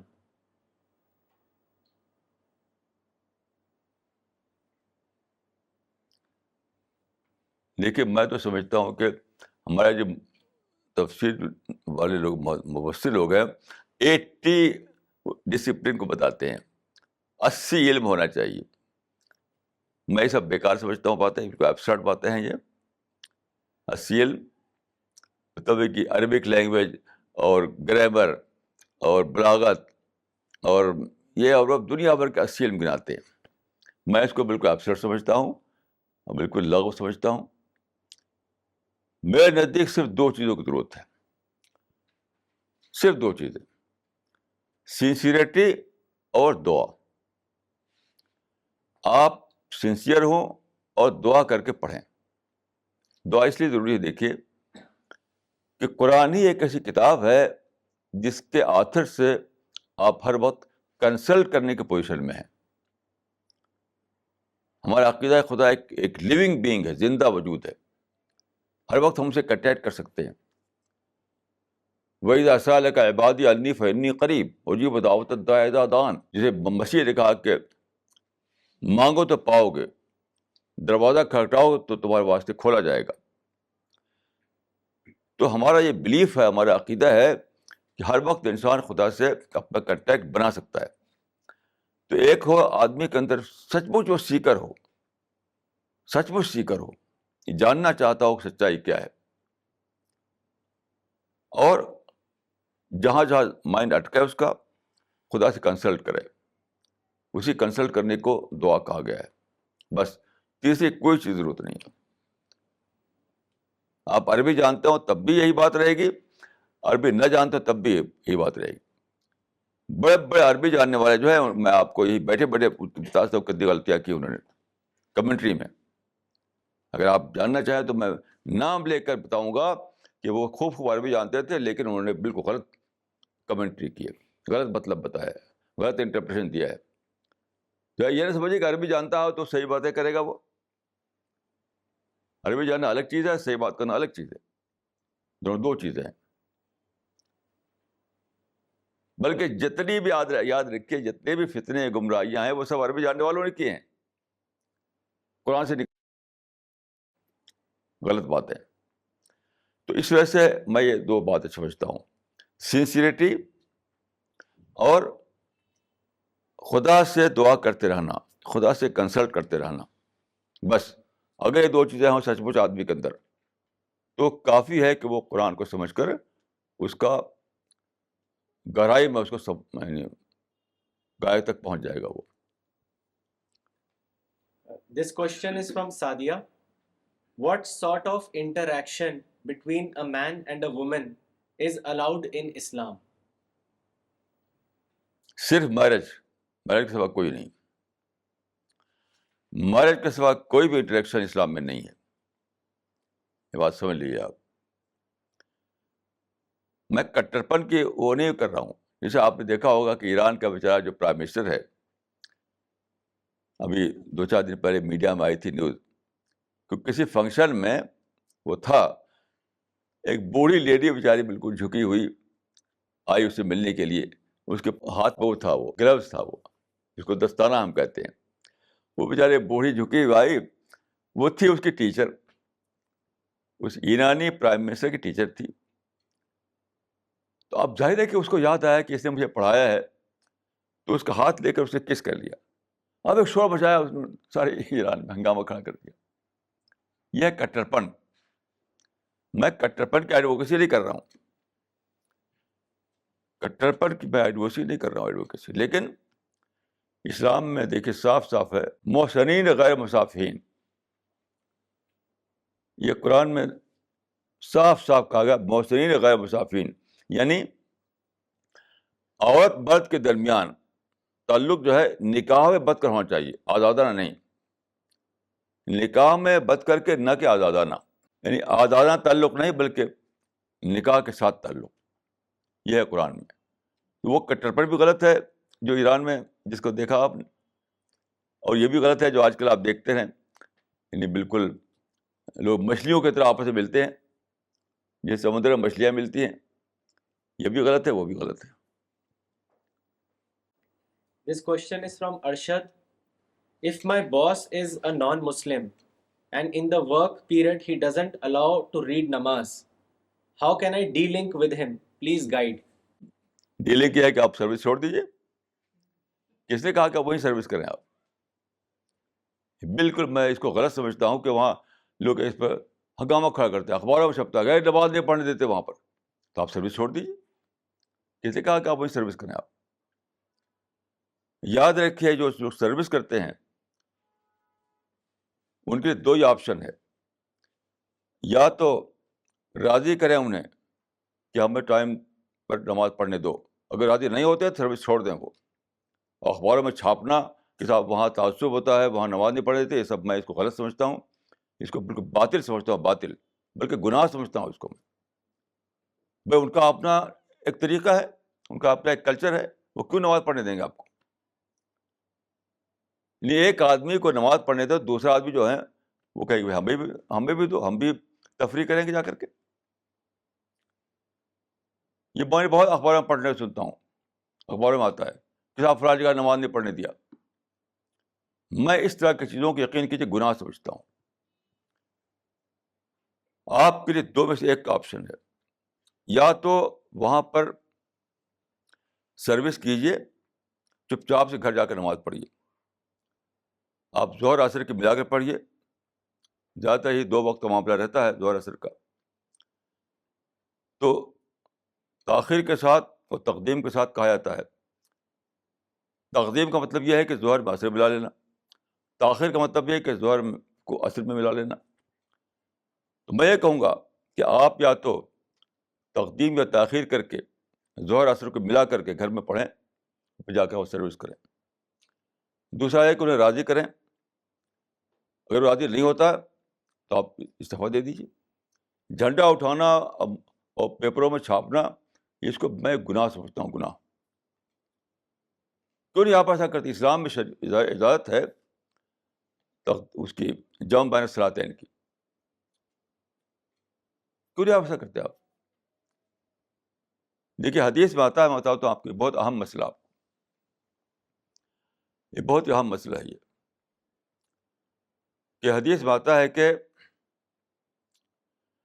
کان یجمع بدون سفرین ولا مطرن. جو نہیں جانتے وہ جان لیں اس بات کو کہ اسلام میں 5 وقت کی نماز ہے. سورج نکلنے سے پہلے، سن رائز سے پہلے، اور دوپہر کو، پھر یعنی سن سیٹ سے پہلے اور سن سیٹ کے بعد، اور پھر عشاء کی نماز رات کو. اسلام میں یہ مسئلہ ہے کہ 2 نمازیں زیادہ تر پڑھتی ہیں ایکٹیویٹیز کے ٹائم میں. یعنی ظہر اور عصر جو ہے وہی ایکٹیویٹیز کے ٹائم میں پڑھتی ہیں. باقی تو کوئی ایکٹیویٹیز کے ٹائم نہیں ہوتا ان میں. اس میں یہ ہے کہ ملا کر پڑھ سکتا ہے آدمی. مثلا آپ گھر سے نکلتے ہیں ظہر کے وقت، عصر کا وقت آنے والا ہے آپ کا باہر، عصر کی نماز کو آپ ظہر میں ملا کر پڑھیں. اس کو کہتے ہیں تقدیم، یعنی پیشگی پڑھنے لا. دوسری شکل یہ کہ آپ کام پہ چلے گئے، لوٹے دیر میں تو عصر کا وقت ہو گیا تھا، تو آپ نے ظہر کو ملا لیا عصر میں. اس کو کہتے ہیں تاخیر سے پڑھنا. تو تقدیم اور تاخیر دونوں جائز ہیں. اس کو کہتے ہیں جمع بین الصلاتین، 2 نمازوں کو ملانا. 2 نمازوں کو ملانا. عرب سفر میں آپ جائیں تو اکثر جو ہے وہ جمان و قصرن کر کے دھڑ پڑھ لیتے ہیں. ایک نماز پڑھیں گے، بعد جمان و قصرن کر کے دوسری نماز پڑھ لیں گے. یہی سارا جھگڑا انڈیا میں ہے یہ. تو دیکھیے عام طور پر یہ مشہور ہے کہ سفر میں یا بارش میں آدمی جمع کر سکتا ہے. سفر میں یا بارش میں، مطلب بارش ہو رہی ہے، نکل نہیں سکتے آپ. تو رسول اللہ نے بغیر سفر کے اور بغیر مطر کے جمع کیا ہے. تو میں سمجھتا ہوں کہ آج انڈسٹریل ایج میں ہم اس کو اپلائی کر سکتے ہیں. ایسے تمام لوگ جو یہ کریں، یا تو ظہر میں عصر ملا لیں یا عصر میں ظہر ملا لیں، اس طرح پڑھیں. اور کبھی بھی اس پر نہ تو جھگڑا کریں، نہ اخباروں میں چھاپیں، نہ یہ کہیں کہ صاحب وہ تعصب ہوتا ہے. یہ سب کرنا بالکل گناہ کا کام ہے. چپ چاپ سے اپنا ملا کے پڑھ لیجئے اور بس سروس کرتے رہیے. نہیں تو آپ بہت بڑے وہ ہیں کہ آپ وہ ملا کر نہیں پڑھنا چاہتے آپ، تو اس سے استعفیٰ دے دیجیے، جا کے کوئی اپنا دوسرا کام کیجیے. یہ ہے میرا. This question is from Shamshad Ahmed, who is from Kashmir. What is the present solution of Palestine and Israel? وہی ہے جو پہلے تھا، کوئی دو سلوشن نہیں ہوا کرتا. وہی ڈی لیگ کی پالیسی. دیکھیے 1948 میں بالفور کمیشن کے تحت اس کا پارٹیشن ہوا پیلسٹائن کا. اس پارٹیشن میں 1/3 دیا گیا اسرائیل کو جو زیادہ ڈیزرٹ تھا، 2/3 دیا گیا عربوں کو جو بہت ہی اچھا ایریا تھا، انکلوڈنگ یروشلم. یہ سب عربوں کو مل گیا تھا. تو انہوں کو کیا چاہیے تھا کہ they must have the status quo, جو ہو گیا اس کو مان لیں. کیونکہ دیکھیے جب آپ لڑ نہیں سکتے تو مان لیجیے. رسول اللہ لڑ نہیں سکتے تھے مکہ میں تو چھوڑ کے مدینہ چلے گئے. یہ اسلام کا پرنسپل یاد رکھیے کہ خامخواہ لڑنا اسلام میں جائز ہی نہیں ہے. جب لڑ نہیں سکتے آپ، جب لڑ کر رزلٹ نہیں لے سکتے آپ، تو پھر مان لیجیے. حضرت خالد، دیکھیے بہت بڑا واقعہ یہ ہے، رسول اللہ نے حضرت خالد کو بھیجا غزوہ موتا میں 3000 آدمی کے ساتھ. آپ کے ساتھ کل 3000 آدمی تھے. وہاں جب پہنچے تو ہمارے پاس 2 لاکھ آدمی ہیں، 2 لاکھ آدمی ہیں، کیونکہ رومیوں نے ان کی مدد کی تھی موتا کے مقام پر. تو جب وہ پتہ چلا حضرت خالد کو، یہ لمبی کہانی ہے، میں کو خلاصہ بتا رہا ہوں آپ کو، تو انہوں نے خاموشی سے ریسیٹ کیا، ریسیٹ کر کے وہ واپس آ گیا مدینہ. تو جب مدینہ پہنچے تو کچھ پرجوش لوگ وہاں تھے، انہوں نے کہا کہ یا فرار، ہے بھاگنے والوں. فرار کے معنی ہوتے ہیں بھاگنے والے.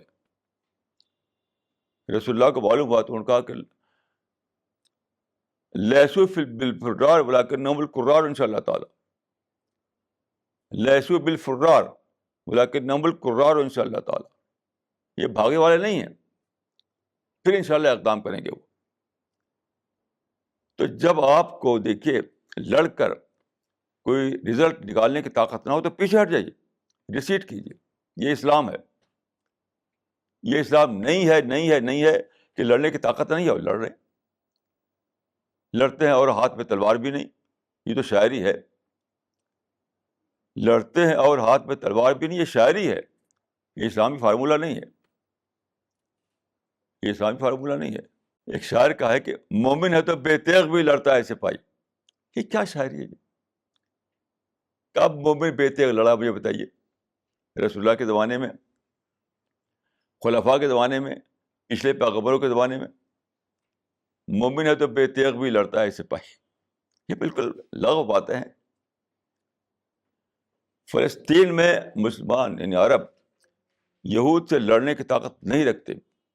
اس کا پروف مل چکا ہے 50 سال کی لڑائی کے نتیجے میں. انہوں نے ڈسٹرائے کر دیا سارا یاسر عرفات کا سارا ہیڈ کوارٹر، سارے ان کے ہیلی کاپٹر، سارے جہاز ڈسٹرائے کر دیے، اور کچھ نہیں لے سکے وہ اس سے. تو اب جو ہے، اگر آپ 1948 میں اسٹیٹس کو مانتے، اس وقت پیلسٹائن کا 2/3 آپ کے پاس تھا، 2/3. اب تو بہت تھوڑا سا ہے، لیکن اب بھی وہی ہے پاسبل سولوشن کہ جو ہے وہی مان لیجیے. اس کا کوئی امکان نہیں، کوئی پاسبلٹی نہیں ہے کہ عرب جو لوگ ہیں وہ پیلسٹائن میں اسٹیٹس کو چینج کر سکیں. چینج نہیں کر سکے تو مان لیجیے. رسول اللہ مکہ میں چینج نہیں کر سکتے تو چلے گئے مدینہ چلے گئے. جب آپ اس پوزیشن میں ہوں، جب آپ اس پوزیشن نہ ہوں کہ آپ اسٹیٹس کو چینج کر سکتے ہیں، یقین کیجیے لڑائی بالکل اسلام کے خلاف ہے. آپ کو ریسیڈ کرنا چاہیے. اس وجہ سے فلسطین کا وہی حل ہے جو رسول اللہ کا ملتا ہے نمونہ، کہ چونکہ آپ نے بیوقوف نادانی کی 48 میں، اب اس نادانی کب تک ریپیٹ کریں گے؟ So you have to accept the status quo in Palestine. Arabs must accept the status quo in Palestine. There is no other choice for Arabs. There is no other solution at all. یہ میری رائے ہے. He has another question, which is, what would be the correct and dignified course for Iraqians? Dignified کچھ نہیں ہوتا، یہ ایک false word ہے. Possible کا ورڈ بولیے، ڈگنیفائڈ کچھ بھی نہیں ہوتا. یہ تو شیطانی فریب ہے، یہ شیطانی فریب ہے. سیلف ریسپیکٹ اور ڈگنیفائڈ اس کو میں نہیں مانتا، یہ سب شیطان بہکاتا رہتا ہے. You have see the possible, you have to accept the possible. اس قسم کے الفاظ جو ہوتے ہیں میں اس کو شیطانی فریب مانتا ہوں کہ صاحب سیلف ریسپیکٹ اور ڈگنیفائڈ وے میں، یہ کیا یہ سب بیکار بات ہے. میں مانتا ہوں اس کو. آپ کو صرف ایک بات دیکھنا ہے کہ what is possible, what is impossible, بس. رسول اللہ نے یہی دیکھا ہمیشہ. What is possible, what is impossible. جو پاسبل ہے اس کو لے لیجیے، امپاسبل کو چھوڑ دیجیے. بھائی ڈگنیفائڈ وے کوئی چیز نہیں ہوا کرتی. یہ سب شیطان کا فریب ہے. How should we deal with our parents, or how much do we owe to our parents? بھائی دیکھیں، یہ تو ایک بہت ہی مشکل سوال ہے کہ آج کے لڑکے کچھ سنتے تو ہے نہیں. آج کے جو لڑکے ہیں کچھ سنتے تو ہے نہیں. تو آپ کیا کہہ سکتے ہیں؟ کچھ نہیں کہہ سکتے ہمارے جیسے لوگ. خاص طور پر جو انگریزی اسکول میں پڑھتے ہیں لڑکے، اب جانتے کیا کرتے ہیں؟ سلینگ لینگویج کے ایکسپرٹ ہوتے ہیں. جہاں دو چار لڑکے بیٹھے سلینگ لینگویج میں ہوا کرتے ہیں. تو یہ تو شیطانی کام ہے. آپ یقین کیجئے کہ میں روتا ہوں اس پر. ابھی کل کی بات ہے، آل انڈیا ریڈیو پر ایک پروگرام تھا جس میں انگلش اسکولوں میں پڑھنے والے لڑکیاں اکٹھا تھیں اور آپس میں باتیں کر رہی تھیں. سب سلینگ لینگویج میں باتیں ہو رہی تھیں، اہوا ہو رہا تھا، اور میں رو رہا تھا بیٹھ کر. ان بچوں کو پتہ نہیں کہ وہ کیا نقصان اٹھا رہے ہیں. جو ٹائم ہے ان کو انٹلیکچوئل ڈیولپمنٹ کا، ایجوکیشنل ڈیولپمنٹ کا، اس ٹائم کو برباد کر رہے ہیں. سلینگ لینگویج میں ہوا کر رہے ہیں بیٹھ کر کے. بس سنتا کون ہے؟ کوئی سننے والا نہیں ہے. تو لوگ پاگل ہو رہے ہیں بس. اس وجہ سے میں تو اس میں کوئی رائے نہیں دے سکتا. میری رائے آپ کی سمجھ میں نہیں آئے گی. میری رائے تو کچھ سمجھ میں نہیں آئے گی. میری رائے جو ہے وہ یہ ہے کہ بچے جو ہیں اپنے ماں باپ کی بات مانیں، اور ماں باپ جو ہیں بچوں کو بجائے پیمپرنگ کرنے کے ان کو ایجوکیشن دلائیں. بس بچوں کو چاہیے کہ ماں باپ کو اپنا بڑا مان کر کے ان کی بات سنیں، اور باپ ماں کو چاہیے کہ وہ پیمپرنگ نہ کریں بلکہ ایجوکیشن دلائیں ان کو. بس آج کل ماں باپ کیا کرتے ہیں؟ ان کو یہ کرتے ہیں کہ صاحب خام خواہ وہ آؤٹنگ کرواتے ہیں، خام خواہ شاپنگ کرواتے ہیں، خام خواہ جنک فوڈ کھلاتے ہیں. ایسے ماں باپ جو ہیں بس بتاؤں کہ دشمن ہیں اپنے بچوں کے. ایسے ماں باپ اپنے بچوں کے دشمن ہیں جو ان کو بس آؤٹنگ اور شاپنگ اور جنک فوڈ اسی میں لگائے رہتے ہیں. ایک ہی کام باپ کرنا چاہیے، وہ ہے ایجوکیشن.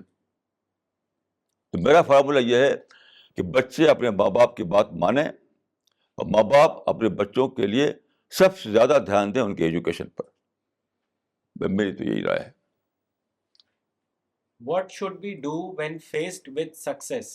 فیس کا مطلب ہے When we experience success. Face تو یہاں کچھ اچھا ہے، اچھا نہیں. فیس سکسیس کو فیس کرنا، یہ میں سمجھتا کیا مطلب اس کا. Experience. سکسیس کو فیس تو کیا نہیں آتا. when you achieve success، achieve ہونا چاہیے. فیس کیا جی؟ when you achieve success.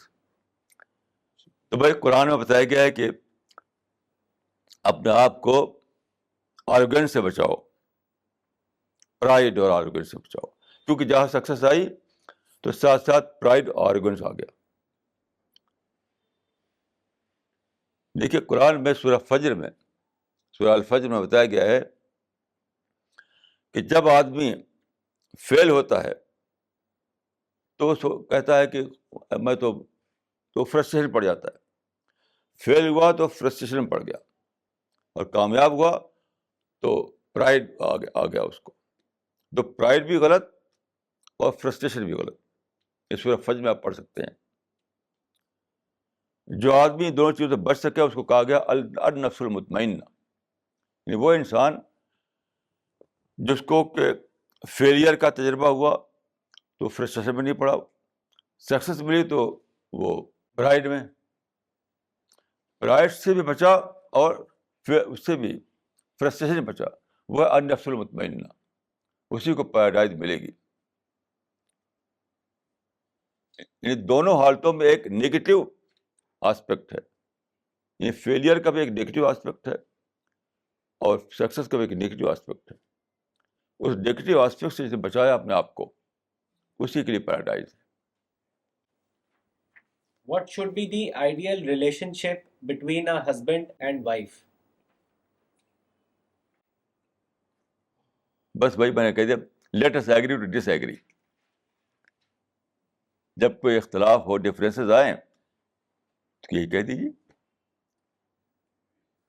میں ایک گھر میں گیا، ایک ہندو فیملی تھی، تو وہاں مجھے پتا چلا کہ جو ان کی پتنی ہیں وہ پکی ویجیٹیرین ہے، اور وہ جو ہے وہ نان ویجیٹیرین ہے. تو میں نے پوچھا ان کی پتنی سے کیسے نپٹی آپ لوگوں کی؟ تو انہوں نے کہا کہ میں آنکھ بند کر کے پکا کر کے اور ٹیبل پہ رکھ دیتی ہوں, وہ ہٹ جاتی ہوں, پھر اس کے بعد پھر جا کے نہاتی ہوں میں, اور یہ اپنا کھا لیتے ہیں. اور دونوں میں خوب بن رہی تھی, وہ آپس میں پیار تھا دونوں. یہ let us agree to disagree. یعنی بیوی جو تھی وہ پکا کر کے جا کر نہاتی تھی, سمجھے آپ. اب دونوں پیار بھی تھا دونوں میں. تو you have to know the art of difference management. Difference رہتا ہے. کوئی میرج ایسی نہیں ہے جس میں ڈفرینس نہ آئے. امپاسبل ہے, یہ امپاسبل ہے. So you have to know the art of difference management. بس یہی کامیابی کا راز ہے. Why do we always want everything? بس اتنا ہی ہے. جی. دیکھیے ہمارا جو مائنڈ ہے, ہمارے جو ڈیزائر ہیں بہت زیادہ ہے. سب کچھ ہم چاہتے ہیں اپنے لیے, سب کچھ چاہتے ہیں اپنے لیے. تو ڈیزائر یہی چاہتے ہیں کہ ہمیں سب کچھ ملے, لیکن ہم ان چیزوں کو پا نہیں سکتے کیونکہ دنیا میں ہماری لمیٹیشنس ہیں. مطلب ہمیں بیماری آتی ہے اور ایکسیڈنٹ ہوتا ہے, بورڈم ہوتا ہے, ہم مر جاتے ہیں. تو ہم جو کچھ چاہتے ہیں وہ سب پا نہیں سکتے. دنیا بھی لمیٹڈ ہے. تو ایوری تھنگ جو ہم چاہتے ہیں تو وہ اصل میں ہمارا نیچر ہے جو ایوری تھنگ چاہے گا ہی, لیکن ہمیں جاننا چاہیے کہ ہم اس دنیا میں ایوری تھنگ پا نہیں سکتے ہیں. آج ہی میں ایک آیت پڑھ رہا تھا, جنت الارض السماوات والارض, کہ جنت جو ہے زمین و آسمان کے برابر اس کی چوڑائی ہے. تو آپ جو سب کچھ چاہتے ہیں وہ جنت میں ملے گا. ارض السماوات والارض, آپ غور کیجئے کہ جنت کتنی بڑی ہوگی کہ اس کی چوڑائی, اس کا ایریا زمین و آسمان کے برابر ہے. تو ایوری تھنگ کی خواہش ہونا برا نہیں ہے, لیکن اسی دنیا میں چاہنا برا ہے. آپ خدا سے دعا کیجئے کہ آپ کو اس عمل کی توفیق دے خدا جس سے آپ کو جنت ملے, جس کا ایریا زمین و آسمان کے برابر ہے, جس میں ساری چیزیں ہیں. وَلَكُمْ فِيهَا مَا تَشْتَهِي أَنفُسُكُمْ, جو کچھ چاہو گے سب وہاں ملے گا. میں سمجھتا ہوں کہ یہی ہے اس کا جواب. Is it wrong to laugh and joke? میں اس کو رانگ سمجھتا ہوں اس سینس میں کہ یہ آدمی کو اینیمل بناتا ہے. اینیمل یعنی جو انٹلیکچوئل ڈیولپمنٹ کا جو ہمیں موقع ہے وہ اس کو ہم کھوتے ہیں. جو لوگ بھی جوک میں جیتے ہیں, ہنسنے ہنسانے میں جیتے ہیں, میں جب ان سے بات کرتا ہوں تو لگتا ہے کہ بالکل اینیمل لیول رہ گیا ان کا, کوئی ڈیولپمنٹ نہیں ہوا ان کا کچھ. تو وہ حرام تو نہیں ہے, ناجائز تو نہیں ہے, ان لافل تو نہیں ہے, لیکن انٹلیکچوئل ڈیولپمنٹ میں بہت بڑی رکاوٹ ہے. تو اگر کسی کو انٹلیکچوئل ڈیولپمنٹ چاہیے تو اس کو بچنا پڑے گا اس سے. اور کوئی اگر چاہتا ہے کہ اسے انٹلیکچوئل ڈیولپمنٹ نہیں چاہیے, اس کو تو جسٹ لائک اینیمل جینا ہے, تو پھر ٹھیک ہے, جیے. وہ حرام نہیں ہے, لیکن ترقی میں رکاوٹ ہے, انٹلیکچوئل ڈیولپمنٹ میں رکاوٹ ہے. یہ میں نے سمجھا اس کو. How should we handle illness? Illness, بیماری. جی. کچھ نہیں, بس سمپل فارمولا ہے, کم کھائیے, سادہ کھائیے, اور خوب چلیے پھریے.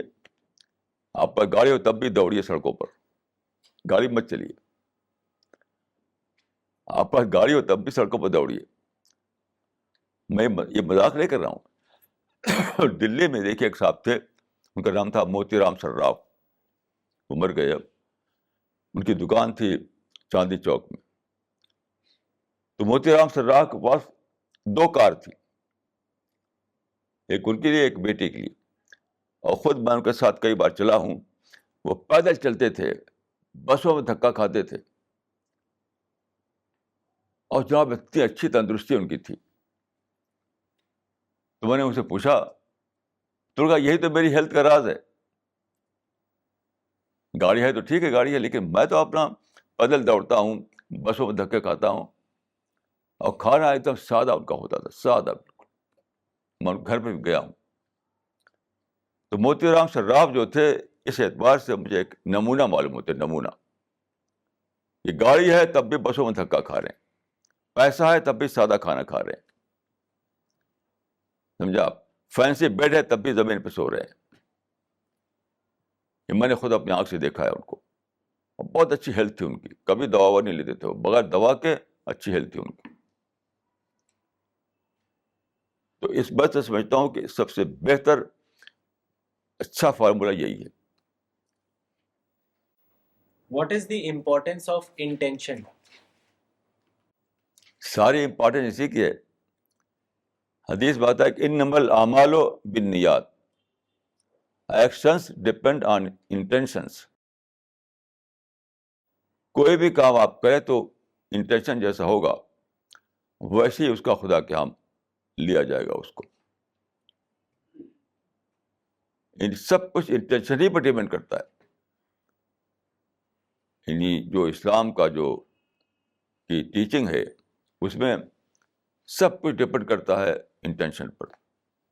اور یہ حدیث کے بارے میں کہا جاتا ہے کہ سب سے زیادہ متواتر حدیث یہی ہے. متواتر ایک ٹرم ہے، جو حدیث بہت زیادہ آتھینٹک ہوتی ہے اس کو کہتے ہیں متواتر. سب سے زیادہ آتھینٹک حدیث ہے، یہ ایک حدیث مانی جاتی ہے. ساری حدیثوں میں سب سے زیادہ آتھینٹک یہی ہے، انما الاعمال بالنیات. وہ یہی ہے اس کا مطلب کہ ایکشنز ڈپینڈ آن انٹینشنز. عمل کا دار و مدار نیت پر ہے، جیسے نیت ویسے اس کا خدا کا درجہ. Can one change his destiny? یہ کیسے؟ یہ تو خدا بننا پڑے گا. اگر کسی کو شوق ہو تو خدا بن جائے، پھر وہ تو ڈسٹنی بدل دے گا. وہ میں نہیں سمجھتا کہ انسان کیسے بدلے گا.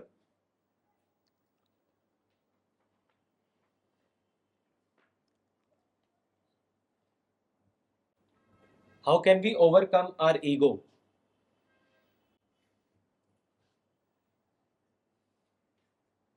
دیکھیے ایگو جو ہے بیسیکلی وہ ایک ان ریئلسٹک اپروچ ہے.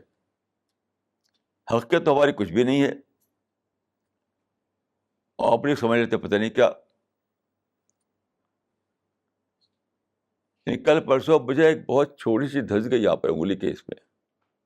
میں ایسی کسی وجہ سے اس میں کوئی چیز تھی وہاں پہ دھس گئی، اور بہت چھوٹی سی تھی وہ، یعنی سوئی کے نوک کے برابر، اور کافی تکلیف تھی اس میں. تو میری بیٹی نے اس کو نکالا سوئی سے. تو میں نے سوچا کہ اتنی سی دھسی رہے اگر تو پیلس بھی بالکل بیکار ہے. یہ یہاں پہ دھسی ہوئی تھی، وہ تو نکالا انہوں نے سوئی سے. تو کیا ہماری حقیقت کیا ہے؟ ایگو تو ایک جھوٹی چیز ہے بالکل. اگر آپ جان لیں کہ ہماری حقیقت کچھ بھی نہیں ہے، ایگو ختم. آبجیکٹو تھنکنگ آ جائے ہمارے اندر، ریئلسٹک تھنکنگ آ جائے ہمارے اندر، اپنے آپ کو پہچاننا آ جائے ہمارے اندر، اپنے آپ ایگو ختم ہو جائے گا اپنے آپ. میں تو یقین کیجیے کہ اسی کو سمجھتا ہوں کہ ایگو کلر ہے، کلر. کب میں یہ سوچوں میرے بولنے سے کوئی فائدہ نہیں اگر ہوا نہ بیچ میں ہو. بولتا رہوں گا، آپ سنیں گے نہیں. ہوا میں کریٹ نہیں کر سکتا، ہوا میں کریٹ نہیں کر سکتا. یہی مجھے کرٹیسائز کر دیتی ہے یہ چیز. یہ زبان جو ہے کیا میں نے بنائی ہے؟ یعنی ہمارا کیا حصہ ہے اپنے اس پرسنالٹی کو بنانے میں؟ ایک بال بھی ہم نے نہیں بنایا ہے. اگر آدمی یہ سوچے تو وہ مین کرٹیسائز بن جائے گا. جب من کرٹیسائز بن جائے گا تو ایگو اپنے آپ ڈس ایپیئر ہو جائے گا. ڈس ایپیئر. ایگو تو ایک چھوٹی سوچ کا نتیجہ ہوتا ہے. جھوٹی سوچ کا نتیجہ.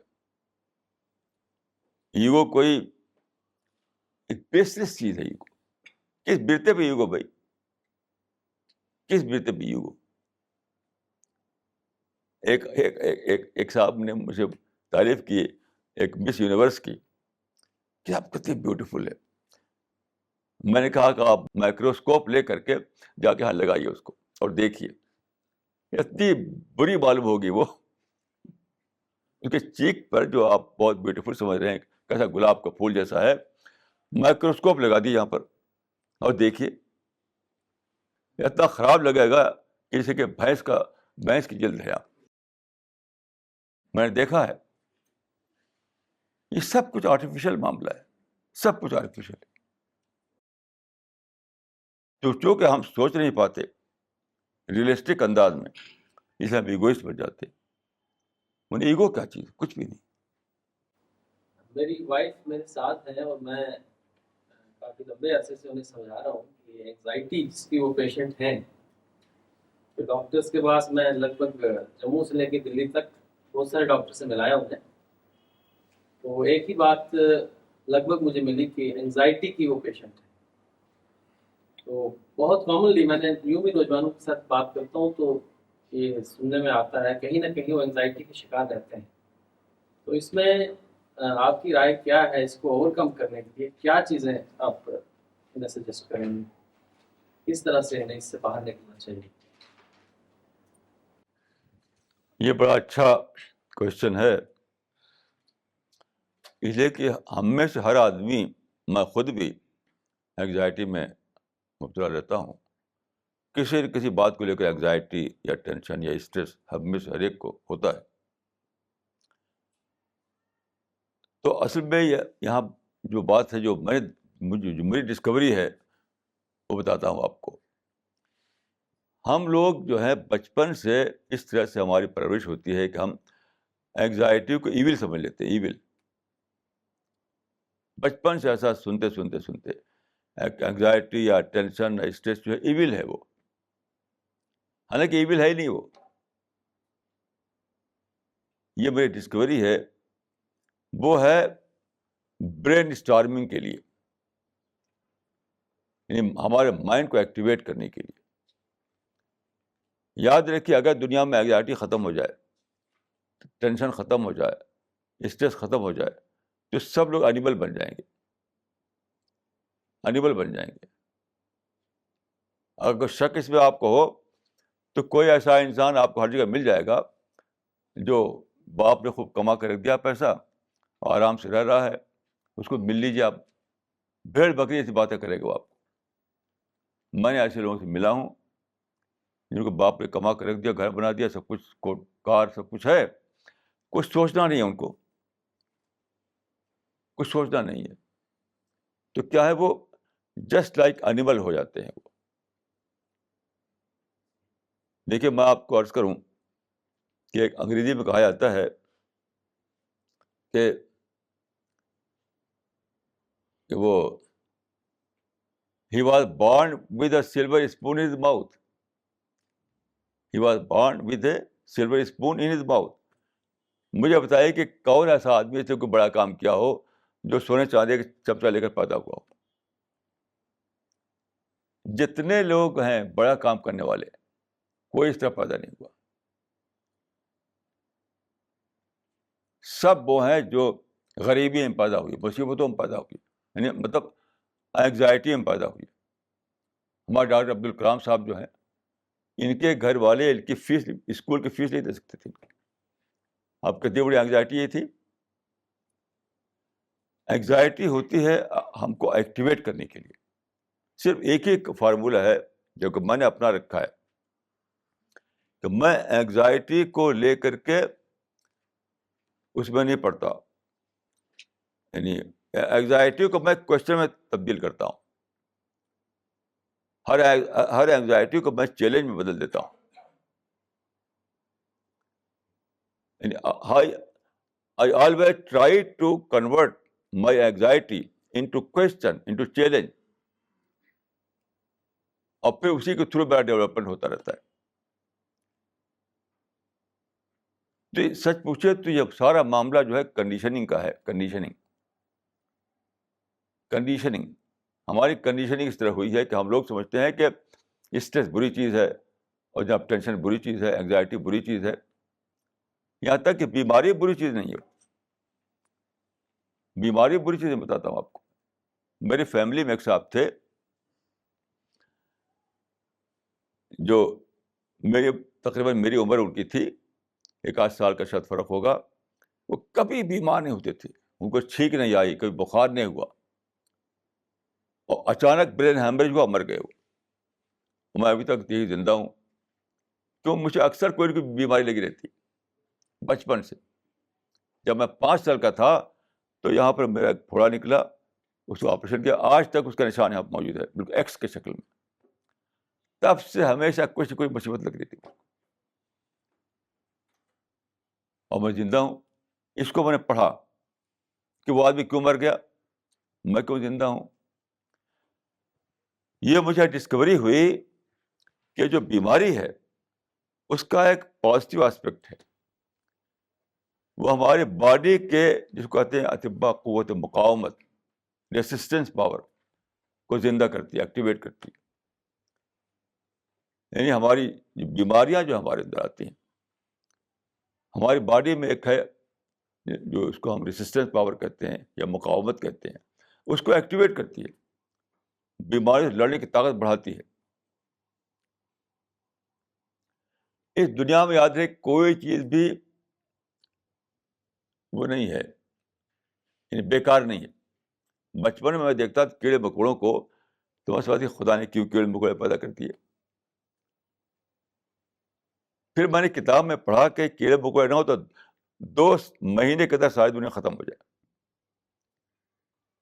کیوں؟ وہ گندگی کو ڈیپ کمپوز کرتے رہتے ہیں. یہ کیڑے مکوڑے جو ہیں بے شمار گندگی ہر وقت ہوتی رہتی ہے, یہ اس کو ڈی کمپوز کرتے ہیں. اگر ڈی کمپوز نہ کریں تو 2 مہینے کے بعد رہنے قابل نہ رہے دنیا. تو کوئی بھی چیز یاد رکھیے, چاہے اینگزائٹی ہو, چاہے اسٹریس ہو, ٹینشن ہو, بیماری ہو, خدا نے کوئی چیز بطور ایول نہیں پیدا کی. ہمارا مائنڈ اس کی ایول بنا دیتا ہے. ہماری کنڈیشننگ ایسی ہوئی کنڈیشننگ, ہم سمجھتے ہیں کہ بس ایک دم کچھ بھی نہ ہو اس کو اچھا سمجھتے ہیں. وہ اچھا ہی نہیں. وہ اچھا یہ ہے کہ زندگی میں چیلنج ہو, مسابقت ہو, کوئی ٹکراؤ ہو, کچھ جھنجھٹ ہو, کچھ گڑبڑ ہو, اس سے ہمارا مائنڈ ایکٹیو ہوتا ہے, ہمارے باڈی میں نئی نئی طاقتیں آتی رہتی ہیں. یہ چیزیں ہماری باڈی کو ری انرجائز کرتی رہتی ہیں برابر. میں سمجھتا ہوں کہ مجھ سے زیادہ کسی کو انگزائٹی نہیں پڑی. وہ لیڈی اگر بیٹھے تو میں ان کو بتا سکتا ہوں اپنی انگزائٹی, کہ سپر انگزائٹی میں مبتلا رہتا ہوں میں. لیکن آپ مجھے دیکھیے, میں بول رہا ہوں کیونکہ میں انگزائٹی کو لیتا ہوں چیلنج کے روپ میں. میں اس کو لیتا ہوں ایک پازیٹیو روپ میں لیتا ہوں. کچھ نہیں, انگزائٹی وغیرہ کچھ بھی نہیں چیز ہے, نتھنگ. آپ کی سوچ جو ہے, سوچ ہمیشہ نیگیٹو سائڈ میں جاتی ہے. اپنی سوچ کو اسے ٹرین کیجیے کہ وہ پازیٹیو سائڈ میں جائے.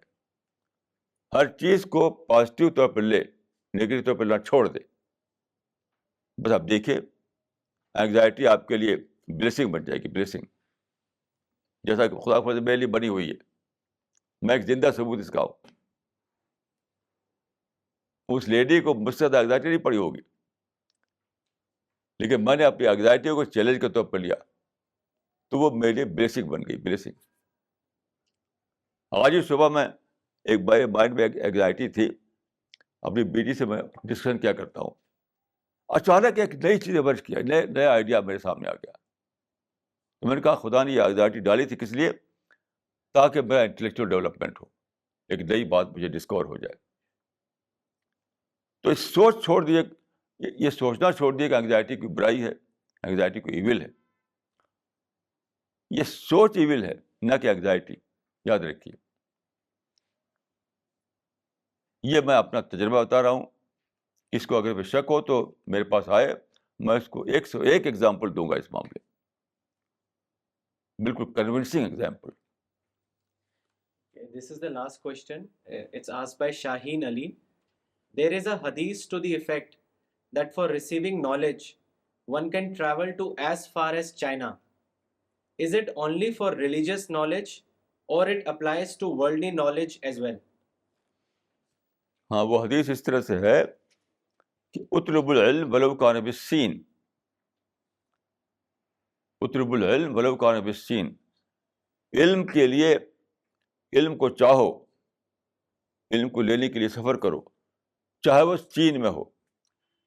اسی میں اس کا جواب موجود ہے، کیونکہ چین میں جب آپ نے فرمایا تھا تو مذہبی علم تو وہاں تھا نہیں، مذہبی علم کہاں تھا وہاں؟ آج بھی شاید کوئی مذہبی علم نہیں چائنا میں ہے۔ تو یہ غلط ہے یہ سمجھنا کہ اس میں مذہبی علم مراد ہے، علم مراد ہے۔ دیکھیے علم میں مذہبی غیر مذہبی کوئی تقسیم نہیں ہوتی، علم جو ہے سب کا سب نیچر پہ بیس کرتا ہے، لا آف نیچر پر۔ ہر علم خدا کا علم ہے،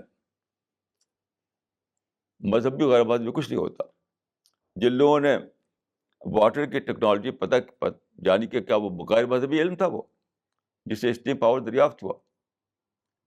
جن لوگوں نے پیٹرول کو نکالا، اس کو انرجی بنائی، تو کیا وہ غیر مذہبی علم تھا؟ وہ سرتاپا مذہبی علم تھا وہ، کیونکہ وہ نیچر میں تھا، خدا کا پیدا کیا ہوا تھا۔ ہر وہ علم جو خدا کی پیدا کی ہوئی چیز پر بیس کرتا ہو وہ مذہبی علم ہے۔ اس لیے میں سمجھتا ہوں کہ یہ بات ہی غلط ہے، یہ بات غلط ہے۔ تو علم کا یہ نہ سوچے کہ کوئی سیکولر علم ہے تو اس میں صرف سیکولرزم اس کے اندر ہوگا۔ میں اپنے بارے میں کہہ سکتا ہوں کہ کل ایک عرب آئے تھے ہمارے پاس، انہوں نے پوچھا کہ آپ کو سب سے زیادہ کس استاد سے فائدہ ہوا، مطلب کوئی مسلم اسکالر۔ میں نے کہا مجھ کو سب سے زیادہ فائدہ ایک ملحد سے ہوا، ایک کل کی بات ہے۔ انہوں نے مثال دی امام شافعی کی، فلاں فلاں کی، کہ کسی بڑے استاد سے، یعنی کسی بڑے اسلامک اسکالر سے ان کو یہ ملا وہ ملا، تو آپ کو کس سے ملا؟ میں نے کہا مجھ کو سب سے زیادہ ملا ایک ایسے انسان سے جو مسلم نہ تھا بلکہ ملحد تھا، وہ ہے برٹرینڈ رسل۔ وہ کرسچن فلاسفر تھا اور ایتھیسٹ تھا، لیکن اس کی جو کتاب ہے، اس کی کتاب کا نام ہے ہیومن نالج، موٹی سی کتاب ہے۔ اس سے میں نے بہت ہی بڑی چیز پائی جو کسی بھی اسلامک بک میں نہیں ملی مجھے، کسی بھی اسلامک اسکالر کے بک میں نہیں ملی مجھے۔ یہ نہ سمجھے کہ جو اسکالر، جو سیکولر نالج ہے مذہب سے الگ ہوتا ہے۔ آپ سیکولر اسٹڈی کریں گے اس میں آپ کو مذہب ملتا رہے گا، آپ مذہب کی اسٹڈی کریں گے سیکولر باتیں ملتی رہیں گی، آپ سب ایک دوسرے سے جڑے ہوئے ہیں۔ میں آپ کو بہت سے ایگزامپل دے سکتا ہوں کہ میں سیکولر بکس سے میں نے اسلام کو پایا ہے، جس کا ایک ایگزامپل یہ ہے برٹرینڈ رسل کی کتاب جو ہے ہیومن نالج جو ہے۔ ایک اور کتاب ہے ہیومن انڈرسٹینڈنگ، اس کو میں نہیں کہہ رہا ہوں، وہ دوسری کتاب ہے ہیوم کی، میں ہیومن نالج کو کہہ رہا ہوں۔ اس سے میں نے ایک بہت بڑا یعنی سائنٹیفک سیکرٹ دریافت کیا جو مجھے اسلام کے معاملے میں کام آیا۔ اس وجہ سے میں سمجھتا ہوں خوب پڑھی۔ میں خود اپنے بارے میں کہہ سکتا ہوں کہ میں نے پامسٹری سے لے کر ایسٹرانومی تک پڑھی ہے، اور ہر چیز میں مجھے سچائی ملی ہے، خدا کا گیان ملا ہے ہر چیز میں۔